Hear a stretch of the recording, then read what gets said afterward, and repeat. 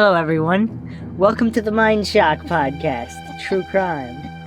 This is episode 10 of the Maura Murray case. Yeah, we've done 10? Yeah, this is the 10th episode. And this is Rook Davis, Maxwell Powers, and your host, Bruce McGuire. They love us. For double digits, we are going to do a complete breakdown of the case from A to Z. That works out really well. Our 10th one has a complete breakdown. I like that. Yeah. Mm-hmm. And so I'm going to go over two really good articles. One of them is the special report by Mary Beth Conway, which is one of the most in-depth reports on the Maura Murray case. And it was originally published in the Hanson Express, June 21st, 2007. But I'm going to start by reading another article published September 22nd, 2015 by Chris Peak called And Then She Was Gone. And the purpose of this exercise is to it's kind of like a broken telephone type situation where we're going to see how much the case has changed and the perception of the case over, the 14 years. I wasn't so frustrated in the beginning. That's how it's changed. In the beginning, I thought somebody was telling the truth. And now that everybody's lying, it's really frustrating. But we're going to look at how the media and news reports have changed and how assumptions were made and then restated as facts. Mm-hmm. And whether that gets, how that gets us farther and farther from the truth. Mm-hmm. And a lot of the stuff, whether it even matters, because if the truth is something completely else that we don't even know about, does it even matter? White slavery kidnapping ring. So the more recent article, And Then She Was Gone. GWBs. Maura couldn't have called AAA because there was no cell phone service up there in 2004. And the reason why I say that with such confidence is that there is no cell phone service up there in 2015. No. Or today in 2018. Okay. Sometime after 7 p.m. on a 20-degree New England night in February 2004, 21-year-old Maura Murray, a former high school track star and later ex-cadet from West Point, crashed her vehicle on a rural stretch of road on Route 112 in Haverhill, New Hampshire, a sleepy Rockwellian New England town tucked neatly in between Vermont and New Hampshire's western edge of the White Mountains. Her vehicle slid, spun, then came to a stop facing the wrong way on the opposite side of the road. The last person believed to have contact with Maura was a local school bus driver, a large-bellied, gregarious man by the name of Butch Atwood. Atwood, returning home from work, saw Maura Murray's car facing west in the eastbound lane of Route 112. As he approached, Atwood noticed Maura's car resting, with the headlights off and without hazards flashing. Atwood later told police that it seemed to him that the driver, presumably Maura, interesting. Presumably, well, yeah. Wasn't trying to bring attention to herself, something you would probably want to do in such a remote area. But she was waiting for somebody. Especially on a cold New Hampshire night. Atwood said he pulled over and asked Maura if she needed for him to call 911. She didn't, she said, indicated that she had already called for help and that a second phone call wasn't needed. But Lance Rienstierna, who co-hosts the popular Missing Maura Murray podcast with friend Tim Polari, both of whom have visited the area several times, say that Maura couldn't have called AAA because there was no cell phone service up there in 2004. And the reason why I say that with such confidence is that there's no cell phone service up there in 2015. Okay, but now the people that live in the house, they said that they had gone out and then come back, right? They were outside. What if she had gone to the house? No. What do you mean? What if she had gone to a house? The Westmans? What if she had gone to a house and called? They maintained they never went outside. Yeah, but someone saw them go out. Yes, one of the other witnesses said they went outside even though they didn't say that. Yeah, so what if they went out and they said, honey, do you need something? And she went in, made a call, and came back. Or she told them to call somebody. Call the guy in the red truck, and she waited in her car. I'm pretty sure the Marats saw her the whole time, or the driver, and they would have seen if she went up to the house or not. Yeah, but they saw someone in the passenger seat smoking a cigarette. The Westmans. Yeah, so what if they just assume that's the person? Because whoever's in the passenger seat... Right. What if she went up and made a call and came back, and they're waiting for the person in the red truck? But how would no one have seen her? Because you got Butch on the one side. Because they're lying. All right. Because why else would she be in the car with the lights off calm? I don't know if she Sounds was like even she's up waiting there. for somebody. She wasn't even up there. Right. Whoever was in the car, calm. Despite the confusion of whether or not Maura called for help, her cell phone records indicate that the last phone number she dialed was made hours before the crash. Murray very well could have attempted to call 911 or AAA for help, as she told Atwood she did, and the call just never connected, therefore not making it into a cell phone record.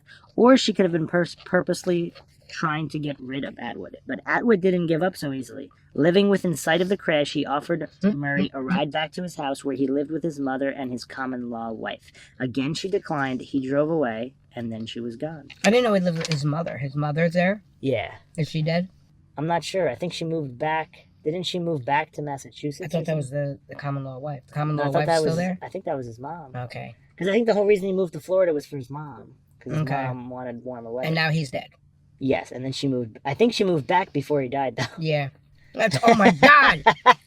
That's confusing. The details surrounding the car accident, specifically what happened in the minutes before and the hours after, are surrounded with what-ifs and speculations. There were but few markings surrounding the crash site that would lead investigators and search dogs to a possible direction as to where Maura may have gone in the minutes following the crash. Initially, New Hampshire State Police investigators thought Murray had hit a nearby tree, but two accident reconstruction teams, including one completed by retired Massachusetts State Police Officer Daniel Parka, determined that Maura's car never hit a tree and that the damage was most likely caused by her driving into a snowbank.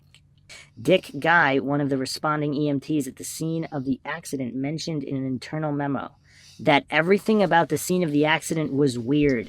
If she had just lost control of the car coming around that corner, she would have impacted the north side of the curve. She didn't. She clipped the corner. She steered the snowbank clean off and continued onto the other side where it turned the car around. To me, I'd say the car stalled and she was trying to regain control as she came to the turn. All right, and wasn't there damage to the bumper like a foot up? Like she Yeah. like she had hit something, you know, steel, like another car bumper Or a person. or a guardrail or a person. Or a person, yeah. But wasn't it? Was it? Yes. Yeah. Yes. Yeah, but a person, wouldn't that be hit like this? And wasn't it? Well, I think it was, there were several, it could have been a person, and then they speculated that it could have hit something else after veering out of the way of a person. But not a snowbank. Or that a tree. tree. Yes, Yeah, correct. yeah. Anything but that. Yeah, yeah. Exactly. Exactly. Records at West Point are kept private until the death of a cadet. So although we don't know a whole lot about the circumstances surrounding Murray's exit from the military academy, we do know that in July of 2001, Murray was caught stealing makeup from the commissary at Fort Knox during a training trip. Her roommate at West Point, Megan Sawyer, who was next to Maura when she was caught, told author James Renner what Murray was like during their time at West Point. You could tell there were inner demons. She seemed sad. She had issues with bulimia. If she wanted to make up another life, she could do it. If she wanted to disappear, she could. I believe she's alive. It's just a feeling I've always had. Now, again, we talked about this before in the James Renner episode. Like, if everybody's telling him this, he would have no choice but to form that theory, right? Supposedly. Pretty much, Yeah. Unless he made that up. Can somebody else verify that she really did say this? That's the other thing with Renner. If he made up half of this stuff, which I'm not saying he did, but it's kind of hard to say whether he did or didn't if he's the only source for this stuff. But Well, and you know something, and again with the whole father and athlete, if you've been trained to be an athlete by a parent, they manifest eating disorders more common than other high level athletes because they don't want to disappoint their parents. So I could see her being bulimic or anorexic to control her weight so that she could be a champion and not let her father down. before she was gone, there are copious, incomplete, and patchy details about the days leading up to Maura's disappearance. Details that include a hit-and-run accident, a mysterious 7-minute phone call, a meltdown at work, and sketchy internet searches found on Maura's laptop the day she went missing. Searches for hotels Sketchy? All right. and directions to Burlington, Vermont were found in her car.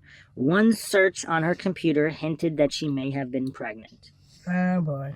Now, wait, now, hold They're on. referring to the search on alcohol on a fetus, which is actually a common homework assignment. No, So, I know. But let's just string it together for a quick second. So if she was pregnant and she told her father and her father didn't accept it and got into a terrible fight and said bad things to her for getting pregnant, then he would release later, I'm sorry I said whatever I said. It's me. You can talk to me. We can work this out. Ooh. So you think that's what happened? Well, I'm just saying there's some evidence. There's some evidence there. I'm just connecting from our last one, from number 9. For some reason, I just find that highly unlikely. I can't explain why. Yeah, but all I'm doing is trying to decipher his, it's me, you can talk to me. But can't that just be explained by he got really mad that she got into a car accident? I don't think so, because I think he would have said, I'm sorry. Look, the car's just a car. You wrecked the car. He was being all cloak and dagger, quiet, and he didn't want to say what he was upset about or what the fight was about. If it was the car, wouldn't he just say, look, you fucked up my car. I forgive you. I get a new car. Instead, he's all... Murray had an ongoing affair with a track and field coach at UMass, Hussein Baghdadi, who has admitted to the affair. Maura all but emptied her bank account the day she vanished, evidenced by an ATM video that the police have said, we believe it was Maura in the video, but have never released it to the public. Now we have it, but this was back in 2015. Yeah. It's important to note that at the time of her disappearance, Maura was on probation at UMass after she was caught stealing a student's credit card and buying food with it. Officially, it was improper use of a credit card under $250. Was it pizza? Yeah, I know. Yeah, it was pizza. And then there is also the question of the pizza place where she knew somebody who worked making after-hour phone calls and possibly let them borrow a car, which hit in the run on Vesey and caused all this to happen. Yeah, owned by the same people that owned the art gallery that her girlfriend worked in. Yeah. And the guy that got hit by the hit and run, and the car shop where they wanted to repair the vehicle, which also happened to be where someone who worked did the reconstruction on the accident scene. Yes. Yeah. And had seen both vehicles. Yes, that's very sketchy. Yes. All right. Now that we got that clear. Yeah. This is a good podcast. People are going to replay this part over and over again. And then there is also the question of a hasty withdrawal of $4,000 in cash by Maura's father, Fred, who withdrew it out of several different ATMs 2 days before her disappearance, only to drive 30 miles from his work in Connecticut to visit her at school the day after a snowstorm that was so bad all activities at the college were canceled. Damn. I think that was the Friday. Abortion. Oh, my God. The Thursday and Friday before she was gone. At 7 p.m. on Thursday, February 5th, Maura Murray sat down at her desk in the Melville Dormitory building at UMass Amherst. It was your typical job that every college kid had to earn some extra beer money for the weekend. She helped staff at the front desk for students getting in and out of the dorms. The details that follow are what investigators, armchair detectives, and podcasters have argued over for years. The night for Maura begins with a flurry of cell phone activity. At 7:17 p.m., Maura makes a 20-minute call to her boyfriend, Billy Rausch. She called him again at 9:56 p.m. for 6 minutes. All right, let me ask you a question. How long was she going out with Billy Rausch? I believe since West Point, I think. So... 2 years? I don't know. How many other people was she having affairs with while she was still going out with Billy? She had the track coach while she was going out with Billy? Possibly not, though. If she was taking a break with Billy. I forget where. Well, that's what I mean. Was she taking breaks, or did he know she was taking breaks? I think they all knew. Because there was some big deal in it. Because then she stopped seeing the assistant track coach to go back to Billy. Oh, good Lord. I think that's what it was. 8 minutes later, at 10:10 p.m., Maura calls her older sister, Kathleen. According to her sister, who later told police, the phone call between the two sisters was completely normal and nothing out of the ordinary. That call lasted 28 minutes, ending at 10:38 p.m. 90 minutes later, just after midnight, Patrice Vassie, an econ student set to graduate in just a few months, was struck by what police have determined was a hit and run with injuries to one side of his body consistent with being hit by a moving vehicle. At 12:07 a.m., Maura made a 7-minute phone call to her boyfriend, Billy Rausch. 13 minutes after that call ended at 12:20 a.m., Vassie is found by police at the intersection of Triangle and Mattoon Street, 0.9 miles from where Maura worked, less than a mile. Yeah. Around 1 a.m., Maura has what followers of the case have come to know as the breakdown at work. Mm-hmm. An anxiety attack apparently so bad that her supervisor, Karen Mayotte, was forced to relieve Maura of her shift 5 minutes early. According to Mayotte and other coworkers, Maura stood blankly past the check-in desk, uttering the same 2 words over and over. My sister, my sister. Also, that information seems conflicting, too, because I think they're done at 12 a.m. is where they said the security desk was open, the building was open till. So I don't know what's going on there.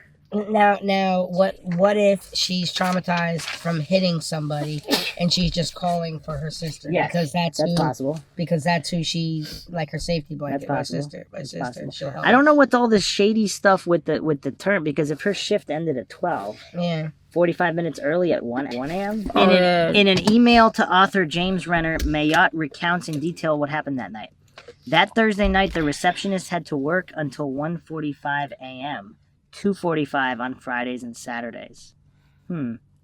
After I visited the other, which is strange because if the dorm closes at 12, why do they work until 1:45 a.m.? Somebody's lying. After I visited the other areas of campus, when I got to Southwest... What if students can still come in but no visitors? But then...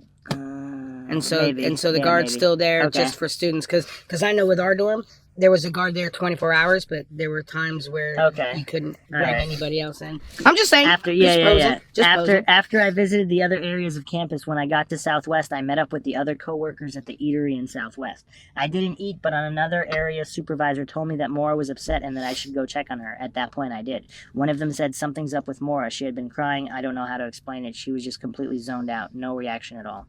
After dismissing Maura of her duties, the two walked back to Maura's dorm room, which was just a short walk away. Mayotte would never see Maura again. Wow. The Saturday before she was gone. Fred Murray has maintained throughout the years that the $4,000 he withdrew from his bank account on Saturday before his daughter went missing was to use to buy Maura a new car. The two supposedly went car shopping in the Amherst area that Saturday morning, despite nearby car dealerships being unable to verify that the two ever visited that day. Oh, somebody actually went around to him? Oh, wait, clarify for our listeners, what car did the father have and what car did Maura have and what did she end up with? So Maura had the Saturn that didn't work well. Yes. And she had borrowed her father's car and which crashed was a newer car. Yeah, and crashed that. Yeah. And the car that disappeared was the car that had the accident was the Saturn that had the rag stuffed in the tailpipe. In New Hampshire, yes. And that was after she had already damaged her father's car. Yes. Now, they went to buy her another car and didn't. Because supposedly the Saturn was in bad condition. Yeah. But it was in good enough condition to get all the way up into the mountain. Who knows? Yeah. Now, check this out. To friends, Maura's 96 Saturn was in good condition. Good in the sense that friends never heard her complaining about the car. Good in the sense that it made it 136 miles from UMass to Haverhill, New Hampshire in the middle of winter. Mm-hmm. But according to Fred Murray, it wasn't running that good, which is why somebody needed to stick a rag in the exhaust, which police found when searching Maura's car after she went missing. Later that Saturday, now joined by Maura's best friend Kate Markopoulos, the three walk into the Amherst Brewing Company for an early dinner. One topic that was omitted from conversation, however, was car shopping.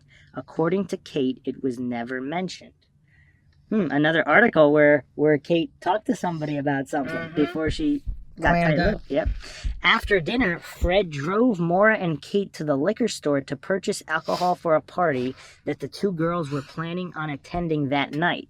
Maura then dropped her father off at a nearby motel, taking her father's new Toyota Corolla to the party. Okay, but wait, let's just visit for a second. An overbearing, controlling father, I don't think, would buy alcohol for his daughter to go to a party. Or let her borrow his brand new car. Yeah, after she wrecked the last one. Well, what do you mean wrecked? This was before the wreck. That's the one she wrecked. Yeah, that was the time she borrowed it. Yeah, gotcha. But even still, a new car, you don't trust a 21-year-old if you're... Well, and if you're overbearing and controlling, you do not buy alcohol for your daughter to go to a party because the last thing you want is what happens at parties with alcohol. Here's it. Folks following the case are still confused as to why Maura didn't take her own car, knowing she lived within walking distance from the party. That is strange. I never considered that. Oh, unless the car wasn't working at all. I didn't want her to drive it at all. What if she was planning on leaving and she wanted to leave with a newer car, and then she wrecked the car before she had a chance to do that? That's messed up. No, but seriously, think about it.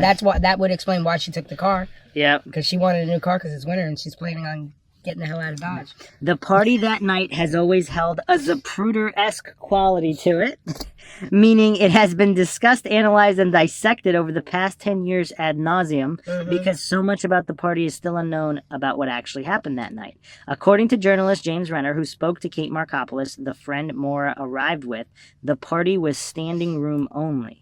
But Clint Harding, who has also investigated the case, reported that the party was actually quite small. Before I forget, though, Maura had a roommate. We discussed this before, remember? I don't even remember if her name, I'm not sure if her name was ever even revealed, and how come nobody ever talked to her? I don't even remember the roommate. I just remember the one she borrowed the clothes from, or That was just a friend. Yeah, that was just a friend, and she returned them, and the friend. Well, the other thing suspicious about that, why is she borrowing scrubs? She should have her own. She's a nursing student. Yeah. That whole story is kind of suspect. And it's almost like a red herring to place her there when she wasn't there. And nobody even saw her. That's Somebody what I'm else saying. could have returned her. Yeah, it's but why like didn't she have her own? Anyway. Unless it's a lie. All right. No, yes. So just to place her there to fit a particular time frame. Okay. The only widely accepted fact is that the party took place in Maura's friend's dorm room, Sarah Alfieri, who worked with Maura at her second job at an art gallery on campus. Owned by? Possibly not. I thought they did own that. No, I couldn't find it again. Oh, but you had found it once. That was a rumor. Oh, all right. There was no deed with the guy's name on it. Witness statements, including statements made by Kate and Sarah, have always been peppered with misremembers and I don't knows, including the cryptic email sent to James Renner from Kate. I know you'd really like the names of the people that were at that party. It's just not going to happen. I don't remember. I couldn't help them then. And furthermore, I didn't see many of them ever again. Did she stop going to school there? I don't know. Both Maura and Kate left the party around 2:30 a.m., supposedly to go return Fred's car. Both were walked out of the party by an unknown male. Sarah Alfieri's only interview to the media was with 17 magazine. In it, she mentions this party but makes contradictions to what she had previously told police and James Renner from 17. About an hour later, Maura arrived at her friend Sarah Alfieri's dorm to hang out. For the next 3 hours, Maura, Sarah, and a couple of friends sat around talking and listening to music while drinking Sky Blue malt, mixed with a little bit of wine. At 2:30 a.m., Maura left Sarah's room, telling everybody she was going to go upstairs to her room. But Maura couldn't have gone upstairs to her room because Sarah lived in Coolidge Hall while Maura lived in across the way in Kennedy. That's actually false because even though it was a separate building, it was still upstairs. Okay. So you had to go upstairs, so I guess he got the part of that wrong. The day before she was gone.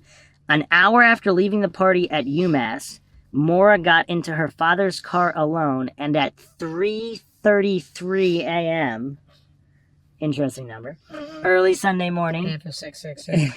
Hadley police receives a phone call from the UMass campus police about a car crash involving Maura, who crashed her father's vehicle into a T-junction on Route 9 in Hadley, Massachusetts, just outside the perimeter of the UMass campus proper. The crash was serious enough to have reportedly caused $8,000 in damage, so much damage that the vehicle was considered totaled by the insurance company. Wow. But Maura wasn't arrested or charged with any crime. Instead, the car was towed by AAA at 4:29 a.m., with Maura hitching a ride with a tow truck driver to the Quality Inn, where she would arrive at 4:45 a.m. and spend the rest of the morning in her father's motel room. But it's unsure how Maura actually got into the motel room. Lance Rianstierna, co-host of the Missing Maura Murray podcast, thinks that Maura ended up sleeping on the couch in the lobby of the motel, eventually being led into her father's room by the manager on duty. Her father, Fred, has said to police that he never heard Maura come in and didn't know she was there until he woke up hours later. At 5:38 a.m., though, Maura called her boyfriend, Billy, using her father's phone. And do we even know she really got her phone back? That's still a mysterious thing from the party. Because she apparently didn't have her phone. She left it at Sarah's.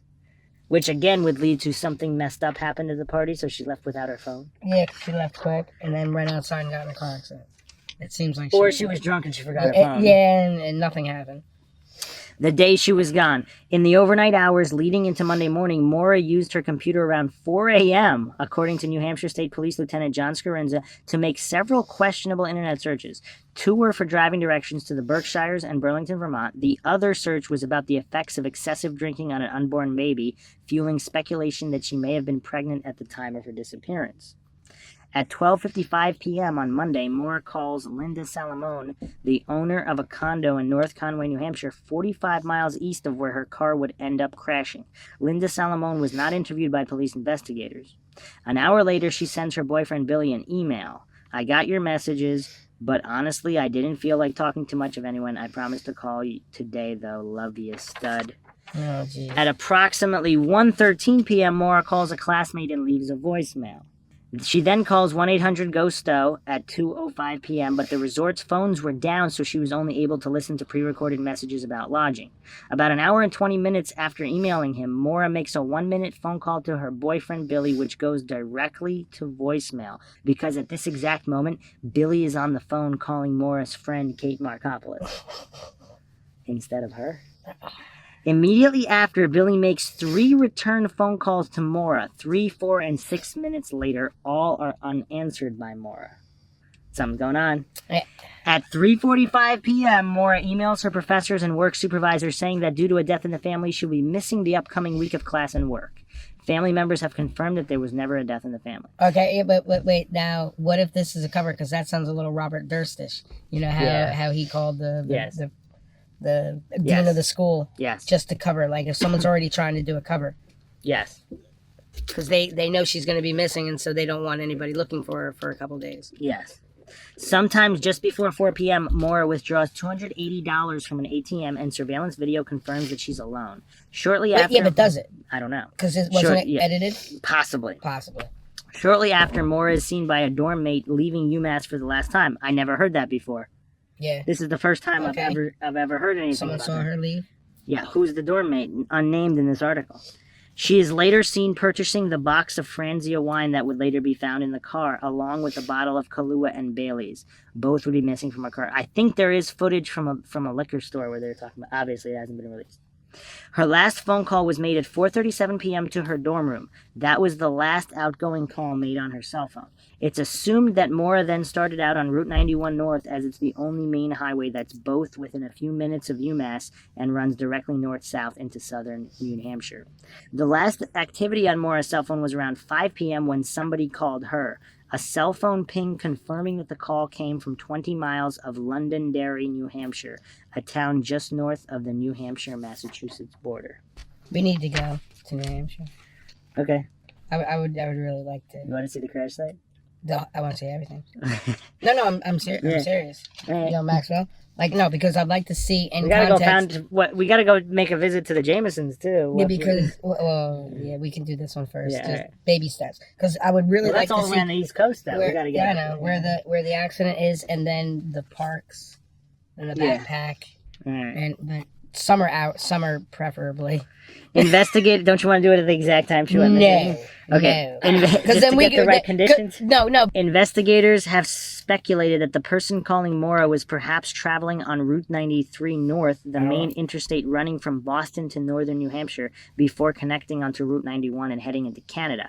Coincidentally, it takes a couple hours to drive from Londonderry to Haverhill, New Hampshire, where Maura crashed, and the cell phone ping was approximately 2 hours prior to the accident, with Maura vanishing some 20 minutes after the crash. Yeah, but that could be a reason why she wanted the new car and not an older car if she's going to go all the way to Canada. At 7:05 p.m., 2 people listening to police scanners hear a call about a car driving off the road on Swiftwater Road, not Route 112, and that the driver left the scene in a private vehicle. That scan, for whatever reason, never made it into the official police log of the Grafton County Sheriff Department. No. I mean, they don't say that it was a red truck. No, it could have been Maura. No, I thought left in another vehicle. She crashed. Her own vehicle. It doesn't say that it just left in a private vehicle. That could have been the vehicle that was crashed. At 7 p.m., Witness A is getting ready for their final appointment of the day. Only the appointment no-shows. After waiting for an extra 10 minutes, at 7:10 p.m., Witness A leaves work and starts driving home by traveling east on Swiftwater Road. It's on this road that when Witness A notices a police SUV approaching from behind with its lights flashing. Eventually, the SUV overtakes and passes the vehicle. When it does, Witness A notices the markings 001 on the back of the SUV. Oh, yeah, but wait a second. I'm saying that... Wait, they said there was a crash and that the driver left in a private vehicle. Yeah. Leaving the car there. Yeah. That's what I'm saying. Was how the private vehicle could have been a red truck because she left her car there. What if the red truck was going with her the whole time? She crashes, she gets out, gets in that, and they leave together. But then how does the Saturn end up on the final crash site? Yeah, but that's not the final crash site. That's the first one. That's 40 minutes earlier. Oh, that's the 40-minute earlier one. They were so.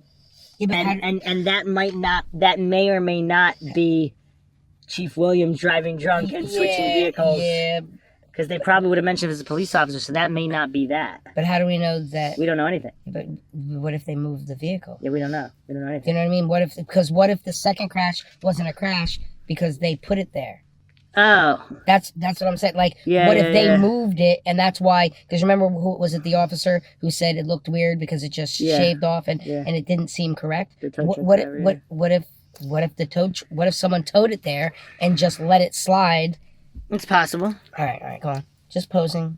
Yeah. All right. New question. Soon after, witness A takes a right-hand turn onto Route 112 and again, minutes later, is overtaken and passed by the same police SUV with its lights on and with the marking 001. Eventually, witness A reaches the site of the accident and sees the same police SUV parked nose-to-nose with a dark-colored car. Maura's Saturn was dark green. Witness A's story has been corroborated over several interviews with the Murray family and with the guys from the Missing Maura Murray podcast, each time saying the same thing. Okay, so this is witness B. At 7:20 p.m., Susan Champy leaves work at the Loon Mountain Club, but is 10 minutes behind schedule. Her drive home, which will take her down Route 112, will take 30 minutes. 22 minutes after two witnesses overheard scanner reports of a car driving off the road and the driver leaving in a private vehicle, the first 911 call was made by Faith Westman at 7:27 p.m., a nearby neighbor, after she heard what sounded like a car crash. Atwood, the bus driver, would arrive soon after that first 911 call was placed. His interaction with Murray would last for a few minutes, and Atwood then returned home, where his common-law wife would then call police at 7:43 p.m. Investigators would administer 2 polygraph tests to Atwood throughout the investigation. The first, it was inconclusive. The second, he passed. I actually read somewhere there might have been 3 tests. Well, he failed one. Yeah, but he had a practice session. Well, he also had a heart condition, so the whole thing was thrown out because his baseline is off because of his heart condition. Yeah. At 7:46 p.m., police cruiser 002 arrives at the scene. That car was driven by Officer Cecil Smith. Do you know if you're having? Whoa! Check this. So this is before the action show. Faith Westman and Butch Atwood emphatically state that it was a cruiser that arrived on the scene at 7:46 p.m. and not the SUV marked 001 that passed witness A twice and was seen being nose-to-nose with Maura's car. So the Westmans were interviewed and they said it wasn't the SUV. Yeah. And very interesting. And they're the ones who went out, who said later they didn't go out. We don't know that. Marat was the only guy. Yeah, but I'm just saying theoretically. Theoretically, they're the ones that are being called into question. Yep. That's what Continuing her drive, Susan Champy would eventually reach the crash site on Route 112 around 7:50 p.m. When she does, she notices a police car with markings 002 and 2 bystanders alongside Maura's car. It is still unclear who Champy saw that night. Could have been the Westmans. And then that would match up with the Marat statement. Theoretically. Yeah, theoretically. At 7:54 p.m., Officer Smith puts out a be on the lookout request for a female about 5'7" on foot. Wow. How did I know it was a female? How do you know she was 5'7"? Because he read her. Because Butch Atwood has, very good height judging abilities, down to the inch. While inspecting Maura's car, Officer Smith noticed that the doors to Maura's car were all locked. Wait 1 second. If the police had stopped her earlier, say she was there for a couple minutes, and they said, let me see your license, and she let them see it, her height would be on it, and a girl would be on it. Yep. So then if she disappeared later, it'd be like, oh, look for a girl, 5'7". Not to mention if they ran her through the system already, they would have the even her license plate. Yep. How astute. Yep. While inspecting Maura's car, Officer Smith noticed that the doors to Maura's car were all locked. The keys were taken. The car had a near full tank of gas. That's something we didn't really talk about that much. How close is the nearest gas station? Oh, because so she would, maybe there'd be footage there too. Yeah, that we keep talking about that, but nobody ever check? Yeah. Gas stations might not have had The it. windshield had been compromised or cracked, with a large spiderweb crack breaking from the inside and on the driver's side, indicating contact. But the point of impact on the windshield was too high for it to have been caused by Maura, who at 5'7" was too short and would have been restrained by the seatbelt. Well, she wasn't wearing a seatbelt. I don't know. Then it would be higher. The box of Franzia wine was open and partially spilled on the interior of the car. The car was towed by Lavoie's Towing, a local towing company operating in the Haverhill Dartmouth College area. But Mike Lavoie wasn't on call that night for towing. Dick McKean from Northland Towing was. Whether it was just a simple mistake of calling the wrong tow operator remains an unknown. But McKean did arrive on the scene and confronted both Mike Lavoie and the officers, wondering why he hadn't been called and was now out a tow fee. Lavoie did tow Maura's car that night, but it wasn't towed to Lavoie's tow yard. Instead, it was left in the garage of Mike Lavoie's home, where it would sit for 4 days before Maura's father, Fred, first discovered it on the following Friday. Wow. That's still weird. All this stuff Well, is that's weird. kind of like they're hiding it. Yeah. Oh, Why? This is terrible. Why? Ugh. After she was gone, the investigation and search for Maura Murray wouldn't fully be implemented until 36 hours after the crash. DNA samples taken from a nearby home at the time was being rented by a local man known to police to have a violent temper and possibly sex addiction weren't tested for 2 years. That was In at the late- A-frame? Yep. In late 2004, Larry Moulton, now deceased, I don't think he's deceased actually. Yeah, because you remember, you right, said to me that he wasn't the last time that it was a They fake. just said, Yeah. gave Fred Murray a bloody knife that belonged to his brother Claude. Oh wait, is Claude the one not deceased and Larry is deceased? I thought we found out that they weren't. Yeah, I think they're both still alive. Yeah. Who had a that's what I criminal record and lived less than a mile from where Maura crashed her car. The knife would eventually make its way to the New Hampshire State Police. When campus police searched her dorm room days later, they found her belongings neatly packed in boxes and all of her wall art had been taken down. Again, unless she hadn't unpacked. Well, what month is it? February. So she might have not, because you only get back, like, winter break is all the way to the end of January. So she would be just getting back. Yeah, but she probably wouldn't have taken all her stuff. You don't take your wall art down. Well, if unless you're you just going switch home for- dorms. Well, what if she? Switch dorms. We don't know. We don't know where she was the previous year. Yeah, but this is winter break. This isn't summer break. I know. So she would have moved into her dorm yeah. and then came home for Christmas. Well, who knows? And I don't why know. would she take down her wall art? That sounded like she was planning on ship it to me. When I get to where I'm going, ship There it have been to a me. number of sightings over the years purported to be of Maura Murray, mostly in New England, Eastern Canada region. Okay, so that's that article. So some very interesting information there, especially coupled with the Oxygen documentary where they're trying to push the SUV 001 angle. So that got debunked quick. Yes. Yeah. All right, That's so crazy. now here's the 2007 article, and this one is very, very in-depth. It covers everything. And this is still a couple years after, but okay. 3 years ago, 21-year-old Maura Murray of Hanson, a talented athlete and nursing student at the University of Massachusetts in Amherst, got into her car, drove to the woods of northern New Hampshire, and disappeared. Not a trace of her car has been found since, despite an intensive search and investigation. What happened to Maura Murray? How, after her car skidded into a snowbank on a mild winter night, could she simply disappear? This week, in the first of a 4-part report, staff writer Mary Beth Conway examines the circumstances surrounding Maura's disappearance and traces her steps from Amherst, Massachusetts to Woodsville, New Hampshire. The story begins in a UMass dormitory. Part 1, The Departure. Thursday, February 5th, 2004. It was an overcast night at the University of Massachusetts Amherst campus. Maura Murray, a junior nursing major and Dean's List student, was working the campus security desk at the Melville dormitory. Her job was to check identification as students entered the dorm.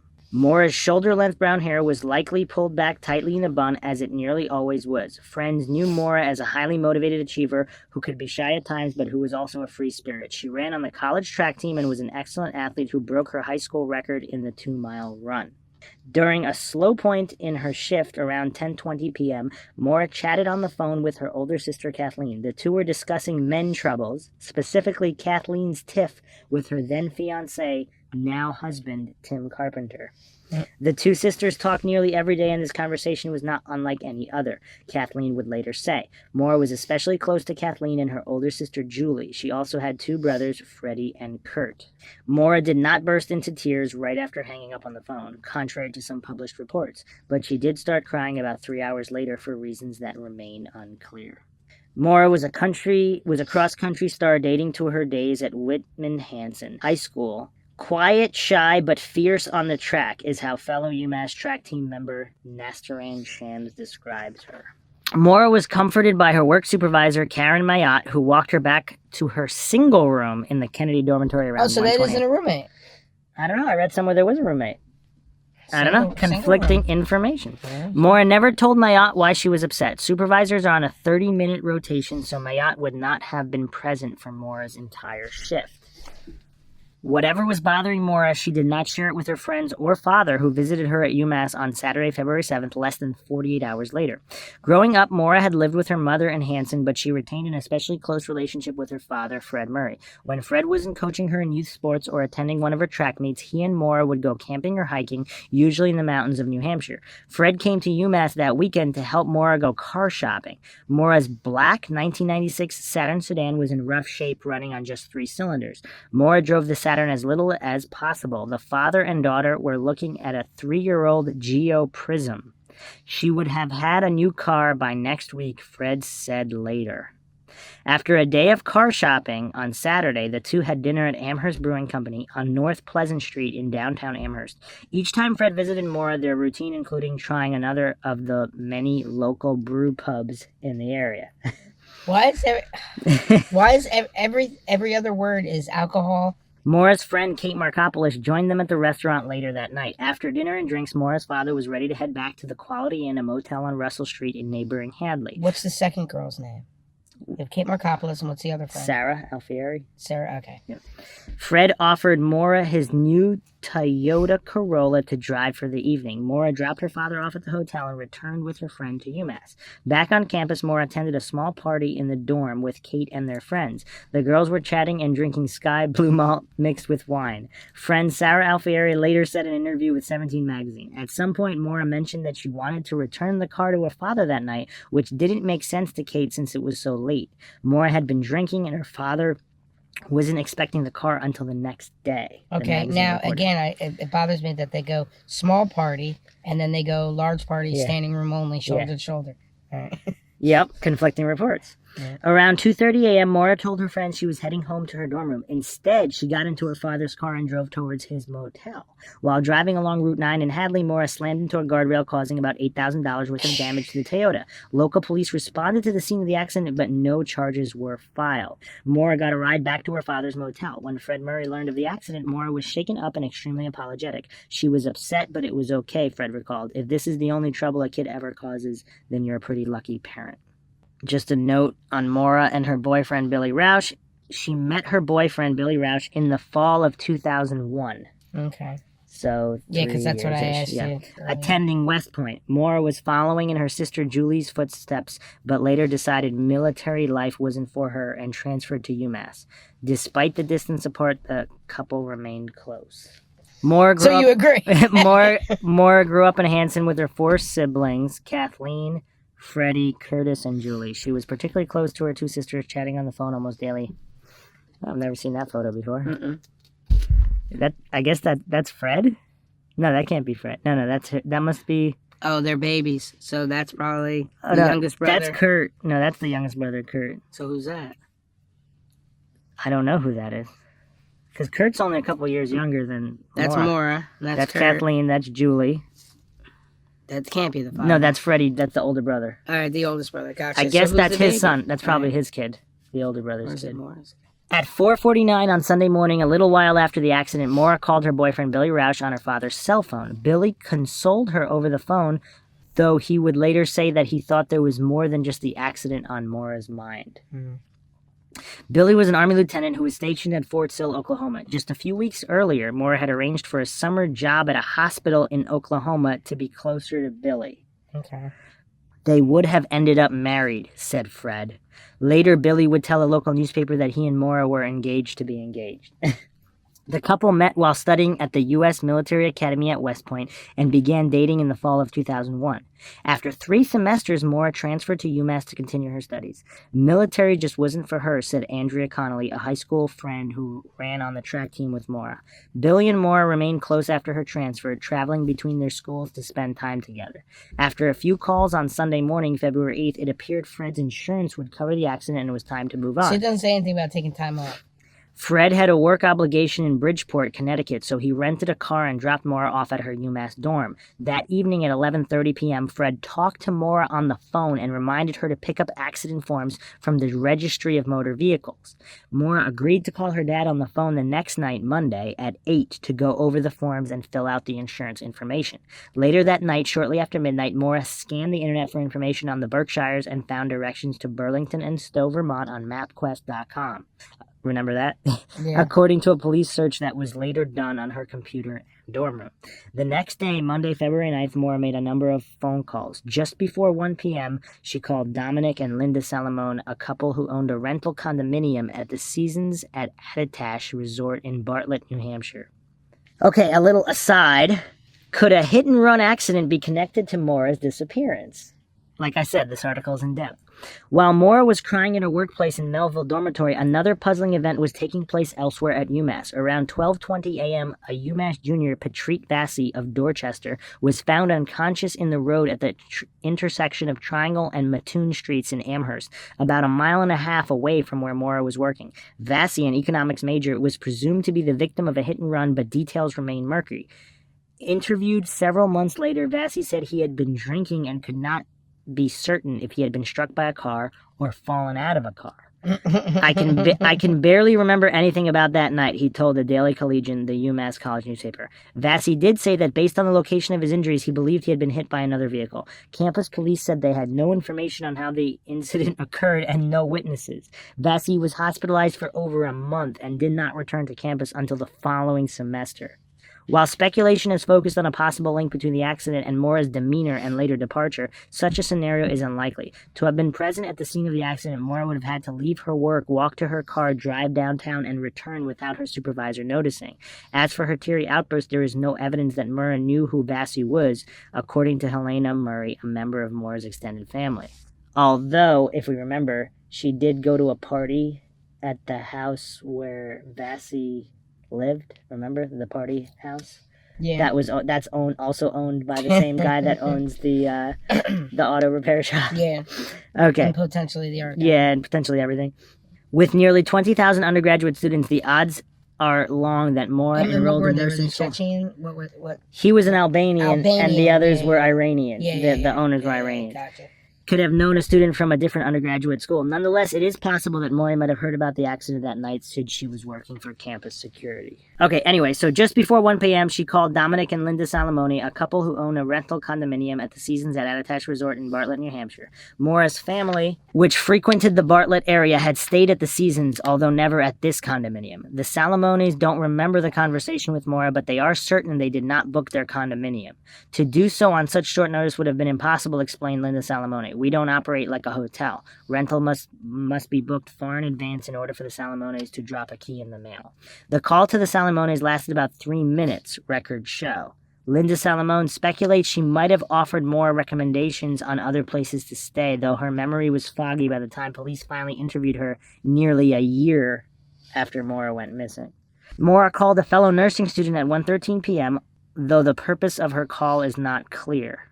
According to John Healy, a New Hampshire private eye who is familiar with the case, Maura may have arranged to give her scrubs to a fellow nursing student. Oh, so she wasn't borrowing them. So if she didn't, she was returning hers. So that would indicate she didn't need them anymore and she was planning to leave, wouldn't it? Well, unless that was set up and it wasn't really her. Yeah, jeez. Well, because that's what I had thought, but we don't know because that student never saw her. Correct. So we don't. Family member Helena Murray maintains that Maura, always conscientious, was merely returning scrubs she borrowed. At 2:05 p.m., Maura made a 5-minute call to 1-800-GO-STOW where hotel bookings can be made. The GO-STOW system was actually out of order at this time, so Maura could not have made a reservation and could only listen to voice recordings. Also on Monday, Maura sent an email to her boyfriend, Billy Roush.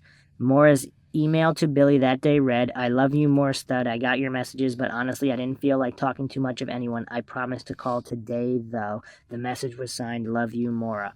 At 2:18 p.m., Maura called Billy on his cell phone and left a brief voice message. She said something along the lines of, "I love you, I miss you, I want to talk," according to Billy's mother, Sharon Roush. How would she know? She listened. The cell phone Maura used was a gift from Billy, but Sharon's name was on the account. Billy would later be shipped out to Iraq, where he remains. A police investigation later revealed that Maura also emailed teachers at the UMass nursing school and her boss at a local art gallery to let them know she would be out of town for several days due to a death in the family. There was no death in the family, according to Maura's family. Maura's friends don't know why she made up the death in the family story. There was something she wanted to get away and think about, said longtime friend Liz Druniak. Maybe she just wanted to get away. She was probably under a lot of pressure. Think about it. Think about it. If everything is true, then she potentially hit somebody. She, there's all kinds of that's. There is further evidence suggesting that Maura had intended to leave campus for at least a few days. Maura had fastidiously packed all her belongings into boxes before she left school, even removing the art from her dorm room walls. That's not coming back.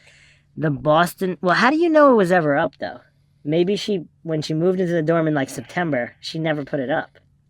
How do you know for sure? Because there's so little room in college dorms that there's no room. Well, maybe she didn't know her dorm would be small, so she brought all that stuff and just didn't put it on the wall. Because usually you don't bring a lot of stuff. Yeah. You usually bring a little bit, and then you acquire stuff, and then you have a lot to leave with. Yeah.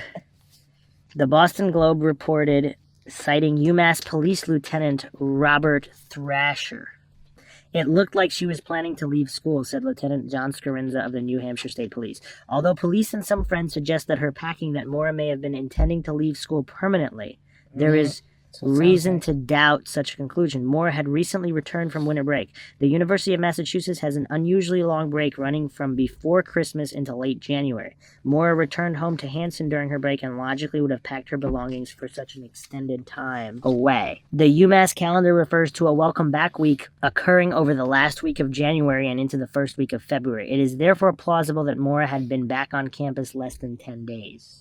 Family members also point out that Maura was a neat freak by nature, so it wouldn't be unusual for the former West Point cadet to have her belongings carefully packed and arranged. Moreover, there is no indication that Maura was doing poorly in school. To the contrary, she had made the dean's list the prior semester and was known as a good student.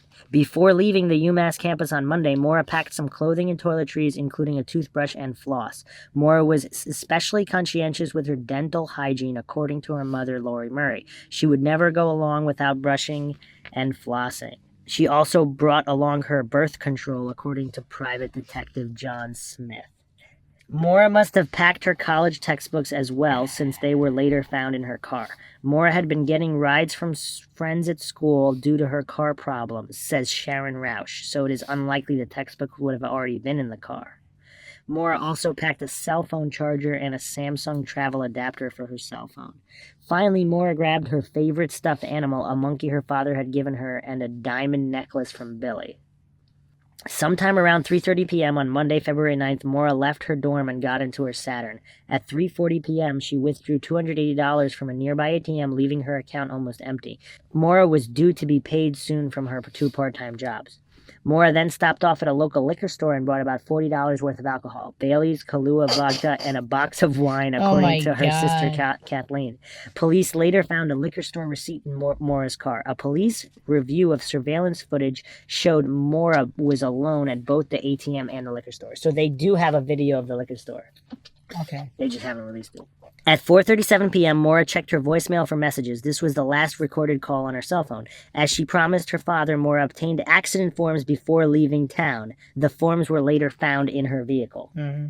Maura may have stopped at the Registry of Motor Vehicles on Route 9 in neighboring Hadley, or she could have downloaded them from the registry website. Oh, interesting. So she might not have gotten them on location. Yeah. And that might be why there's a legitimate discrepancy. Because they're like, oh, she has the forms, but we don't know which police station she could have downloaded them and not gone to either. Correct. Okay. And earlier, remember I said, what if she's trying to hide? If you're trying to hide, you wouldn't go to a police station. Yeah. So maybe she is trying to Okay. hide and she didn't go to a police station. Okay. Uh-oh.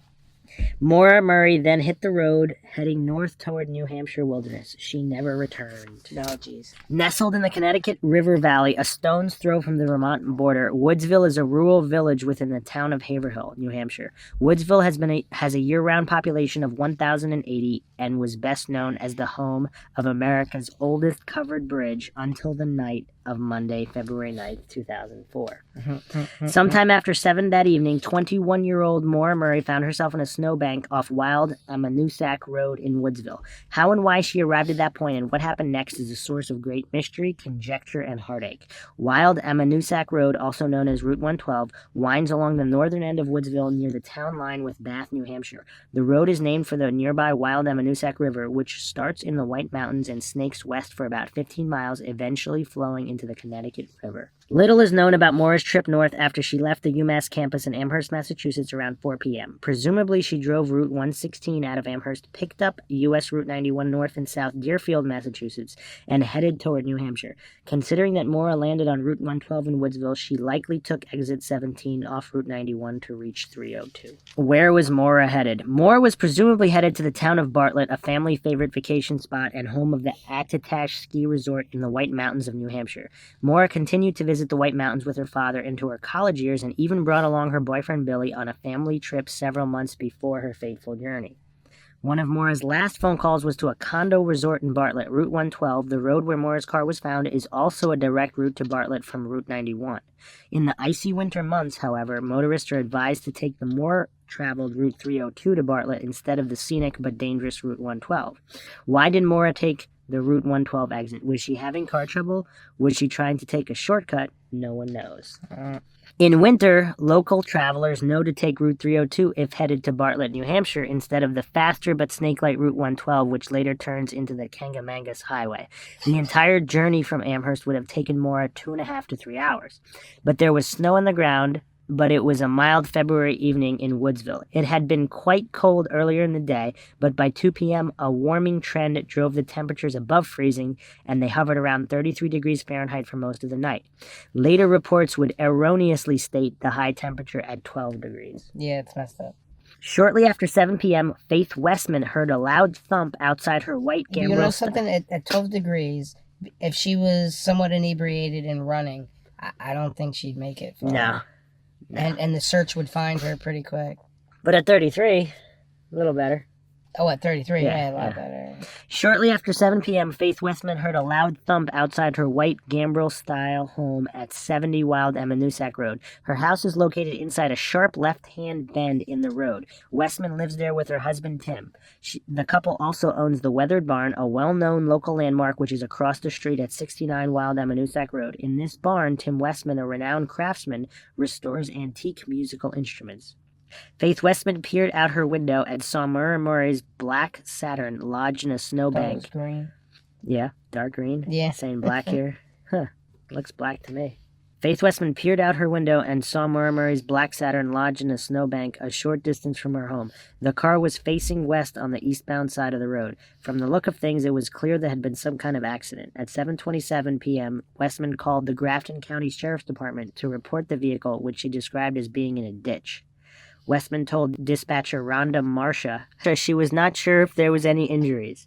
Notably, the log reports that Westman said she could see a man in the vehicle smoking a cigarette. Maura never smoked and was vehemently anti-smoking, according to her mother and father. In a later interview with Maura's father, Fred Murray, the Westmans could not agree on an exact description of the person in the black Saturn.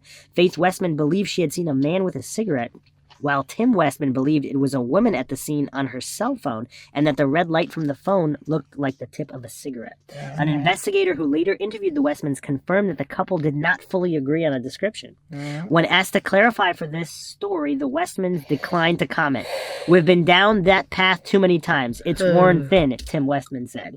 Meanwhile, across the street, neighbor Virginia Marat was standing in her kitchen with her husband John, who was peeling an orange.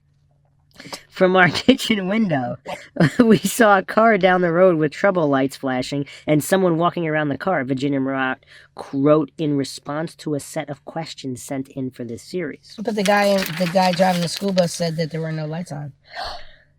Yeah. John Murat said the same story to private investigator John Healy after the incident and added that he believed he saw Maura's car back up parallel to the road indicated by the car's rear lights. While the Murats were watching from their kitchen window, they observed another neighbor arrive on the scene in the school bus. Arthur Butch Atwood. Okay, no, but wait. If they're saying that there's backup lights and there's flashing hazard lights, and he says there are no lights. Yeah, it's weird. Okay, just pointing that out. Well, they might have also noticed it all at different times, so that might have all been true. Hazards usually stay on. You don't turn your hazards off. Arthur Butch Atwood is a former Taunton, Massachusetts resident who worked as a school bus driver for First Student Inc., the second largest school bus operator in the U.S., according to the company website. Atwood lived with his wife, Barbara, in a log cabin-style home 210 yards east of the Westmans at 4 Wild Emmanusac Road. Atwood was on his way home after dropping off students following a ski field trip. His home is on the town line with neighboring Bath. Atwood stopped by the scene of the accident and saw a young woman alone in the car, whom he later identified as Maura Murray. Her dark hair was hanging down, not in its customary bun. Dark hair? Yeah, she has dark hair. Well, she looks like in all her photos she has lighter hair. All right, anyway. Brown, dark brown. Yeah, dark green, black car. It's all messed up. Although Atwood said he could clearly see her face. She was shook up but not injured, he reported to police. I saw no blood. She was cold and she was shivering, Atwood told the Caledonian Record. Maura struggled to get out of her Saturn because the car door was hitting against a snowbank, Atwood recalled when interviewed for this story from his new home in Florida. There was as much as 2.5 feet of snow on the ground in the area. Atwood stepped out of his bus and asked Maura if she wanted him to call the police. Maura told him not to bother, saying that she had already called AAA, Atwood said. A New Hampshire State Police synopsis released by Lieutenant John Scarinza 4 months later printed a different view of their encounter. When the passerby stated that he was going to call local law enforcement to come assist, Maura pleaded with him not to call police. Atwood said that Maura remained on the driver's side of her car about 15 to 20 feet away and stayed there during their entire conversation. A heavy-set man about 60 years old, Atwood may have cast an intimidating figure to Maura. I might be afraid if I saw Butch. He's 350 pounds and has this mustache, Barbara Atwood told the Patriot Ledger 2 weeks after the accident. Atwood offered to let Maura wait at his house until help arrived, but Maura wanted to wait with her car. He advised Maura to turn her car's lights on to avoid getting hit by vehicles coming around the bend.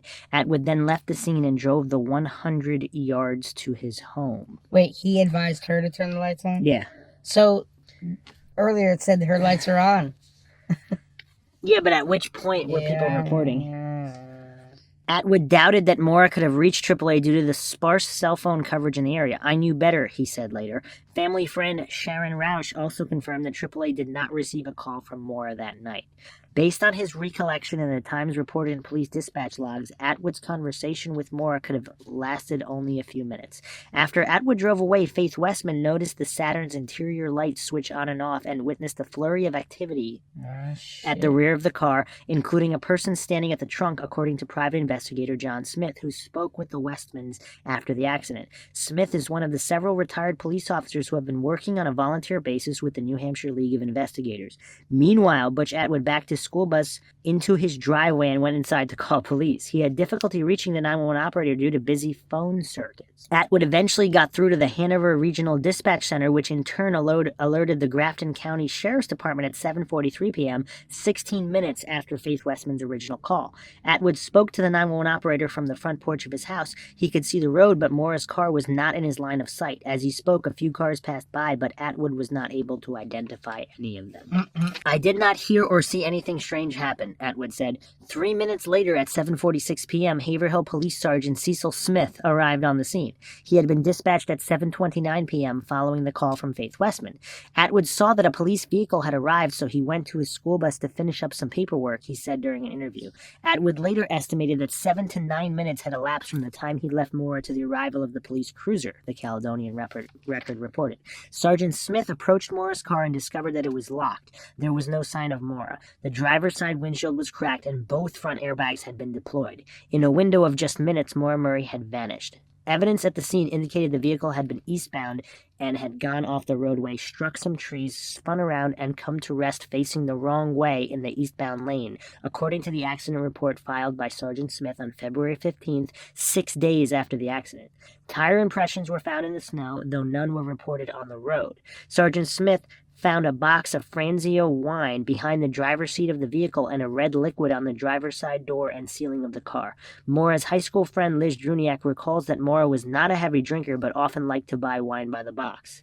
The box was damaged. Oh my God. Perhaps in the accident, and the reddish spots resembling wine were also found on the road, according to investigator John Healy. Sergeant Smith later recovered a Coke bottle that contained a red liquid with a strong alcoholic odor. None of the other bottles of alcohol that Maura had bought in Amherst were found in the car. So she took them with her. Or someone else did. The red truck. Or the cops wanted some extra drinks. Oh, jeez. While later reports would suggest that a witness observed Maura intoxicated at the time of the accident, the source of that information is unclear. Circumstantial evidence suggests Maura may have been drinking wine prior to the crash, but Butch Atwood confirmed to a reporter for the story that Maura did not appear intoxicated when he spoke with her. Was there a second accident that night? Local Woodsville residents have come forward claiming to have heard about another accident on a police scanner the same evening that Maura's accident was reported. The woman, who goes by the first name Anne, was first recounted the incident on a posting to the Maura Murray website. She spoke to a reporter for the story but did not want her name used. Around 7 that evening, Anne recalled that she heard reports on the police scanner in her home that a young female driver was off the road and emergency vehicles were to respond. Anne said she heard a second call come in telling the emergency vehicles to turn back because there was no need for their service. The young female driver was said to have left the area of Swiftwater Road in a private vehicle. Swiftwater Road is about 2 miles from Maura's accident scene. There is also Swiftwater Circle, a half-mile from the accident scene. To further confuse the matter, there is a small area near Woodsville that locals often call Swiftwater. The only reason we paid attention to the call was that we had a friend who was from Florida and was spending her first winter up here and living alone, and that was the route she drove home on, Anne explained. There was no mention of a second accident in the Grafton County Sheriff's Log that day. In fact, no activity was reported between 6:08 p.m. and 7:27 p.m. Speculation has focused on a possible link between the two accidents, although there is no other evidence available to prove that a second accident occurred or that Maura was in any way involved. Okay. Other items found in Maura's car were a AAA card, insurance forms, gloves, compact discs, makeup, computer-generated directions for Burlington and Stowe, Vermont, and a book Maura had been reading by Nicholas Howe, Not Without Peril. Sergeant Smith also found a rag stuffed into the exterior tailpipe of Maura's Saturn. That's when the frantic action at the back of the car and the trunk open. I bet you that's when they were doing it. The rag? I don't know. I'm just saying. The rag came from the trunk of Maura's car, according to Fred Murray, who had said he stored the rag along with an emergency roadside kit in the Saturn. Whether Maura stuffed the rag in the tailpipe herself and what her motivation could have been remains unclear. Stuffing a rag into a tailpipe would stall the vehicle and it would eventually kill the engine, according to Ferries Automotive and Hansen. Plugging the tailpipe can also be a way to check for leaks in a vehicle's exhaust system. While carbon monoxide poisoning is a common method of attempting suicide, it would normally require a means of feeding the deadly gas back into the vehicle, such as a hose or in a confined space. When asked if Maura could have put the rag in the tailpipe, her father said that it was possible. If smoke was trailing out of the tailpipe, Maura may have wanted to plug the pipe to avoid attracting attention from police. After checking the area around the Saturn, Sergeant Smith knocked on the Westman's door and asked the couple what they had seen. Sergeant Smith then drove the 200 yards east to Butch Atwood's home and found Atwood sitting in his bus. Sergeant Smith knocked on the bus window. He asked where the girl was. Atwood recalled and told the officer he hadn't seen anyone since leaving Maura's vehicle. At 7:56 p.m., 10 minutes after Sergeant Smith arrived, EMS arrived on the scene, followed by a fire truck 1 minute later. New Hampshire State Trooper John Monahan also stopped by the scene of the accident. It is not clear what time he arrived, if he was dispatched to the accident, or if he stopped on his own accord. Monahan, who is now assigned to the Registry of Motor Vehicles, did not respond to several requests for clarification. But we saw his interview. Yeah. After the fact. Well, at the time of this writing and the other one, Monahan was like top of the list on everybody's want-to-know list because it was so mysterious. Yep, and then we saw him after the fact, and he didn't seem quite so honest. Monahan, who is now assigned to the Registry of Motor Vehicles, did not respond to several requests for clarification. Assistant Attorney General Jeff Streseland, who is now handling documents for the case, said he was not sure he could provide specifics, but would look into the matter. No further information was available at press time. Sergeant Smith and Atwood both drove to the area searching for Maura. Atwood drove in the loop from Mountain Lakes, a nearby recreational and residential area, to the Swiftwater Stage Shop General Store. I took a ride around the back roads. I was gone about 15 minutes. Then I took a ride to French Pond, Atwood told the Caledonian Record. Sergeant Smith was believed to have driven westbound on Route 112, according to Fred Murray, who has said that no search was done eastbound on Route 112. Sergeant Smith was believed to have driven westbound on Route 112, according to Fred Murray, who said that no search was done eastbound on Route 112. At 8:02 p.m., EMS had cleared the scene, and at 8:49 p.m., the fire crew had also left. Maura's car was towed 10 miles to Lavoie's Auto Care Center on Route 12 in Haverhill. No, it wasn't. It was towed to his private garage. At 9:27 p.m., Sergeant Smith was dispatched to another call on Limekill Road in North Haverhill, a suicidal teenager in danger of electrocuting himself. Okay. All right. Who was driving the red truck? This Swiftwater General Store is about 1 mile from the scene of Maura's accident. Maura would have driven past the store while on Route 112. A witness saw what she called a suspicious red truck with Massachusetts that's what I plates was asking about at the store. idle in front of the store shortly after 7 p.m. Yeah, that's what I was... Sometime that evening, a state trooper, reportedly Trooper John Monahan, spoke with a woman who was walking along Route 112 by Bunga Road, a little over a mile from the accident. The woman had not seen Maura, but did report a suspicious red truck sometime around 7 p.m. to 7:15 p.m. The witness later recounted her story on a Maura Murray website under the screen name Robinson Nordway. The substance of her story has been confirmed by family members and others close to the investigation.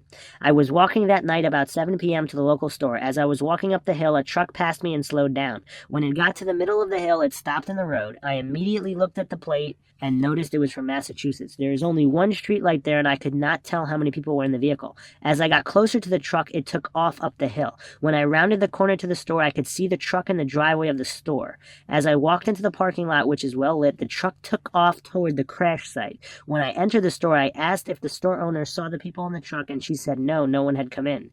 I told her about them stopping on the hill, then we just forgot about it. I stood in the store a while and was there when the police and ambulance went by. I never saw that truck again. The only way I can describe it is that it looked like someone who delivered wood. Because it has, like, paneling or whatever. Yeah. The night wore on, but temperatures did not dip below 25 degrees. At noon the next day, Tuesday, February 10th, police issued a be on the lookout for Maura Murray. She was described as wearing a dark coat with black hair hanging past her shoulders, standing 5 feet 3 inches tall. Her real height is 5'7", so the original bolo was correct. 4 inches short. And weighing 120 pounds. A subsequent report from Haverhill Police stated that Maura was last seen wearing jeans and corrected her height to be about 5'7" tall with brown shoulder-length hair and blue eyes. Maura's cell phone was also missing from the scene, and police reported she left with a black backpack. At 3:20 p.m. on Tuesday, Fred Murray got a voicemail on his home phone telling him his car had been abandoned in Woodsville, New Hampshire. Fred was at a contract job in another state and did not receive that message until much later. At 5 p.m., Fred received a cell phone call from his daughter, Kathleen. Maura's car had been abandoned and she was missing, Kathleen told her father. Shortly after talking to Kathleen, Fred Murray called the Haverhill Police and insisted they immediately start searching for his daughter. Police told Fred that the New Hampshire Fish and Game Service would start a search Wednesday if Maura was not yet found. On Tuesday, February 10th at 5:17 p.m., Maura was first referred to as missing by the Haverhill Police. 12 hours later, the formal search for Maura Murray began. Yeah, it's rough, because if they're not searching within the first 48 hours, it's rough. The Wells River Motel is a modest, cozy refuge that sits on the Vermont side of the Connecticut River just across from New Hampshire. The motel offers 11 rooms, each with its own theme, including a teddy bear room outfitted with teddy bears on the beds. As of Wednesday, February 11, 2004, the Wells River Motel became the unofficial headquarters in the search for Maura Murray. Just 36 hours earlier, Maura's car had been found abandoned along Route 112, 8 miles away in neighboring Woodsville, New Hampshire.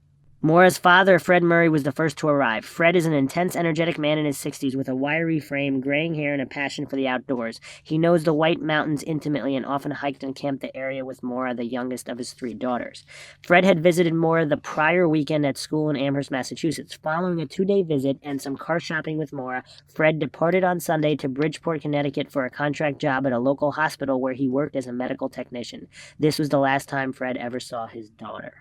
It was around 5 p.m. on Tuesday that Fred first heard of Maura's disappearance. After several frantic phone calls to Haverhill Police, he hit the road in the wee hours of Wednesday morning and arrived at the Haverhill, New Hampshire police station just before dawn. As police arranged a formal search party, Fred headed to Wild Emmanusack Road, Route 112, a rural twisting route that hugs the Wild Emmanusack River and later turns into Kangamangas Highway. Maura's Saturn had been found just past a sharp elbow in a heavily wooded section of the road.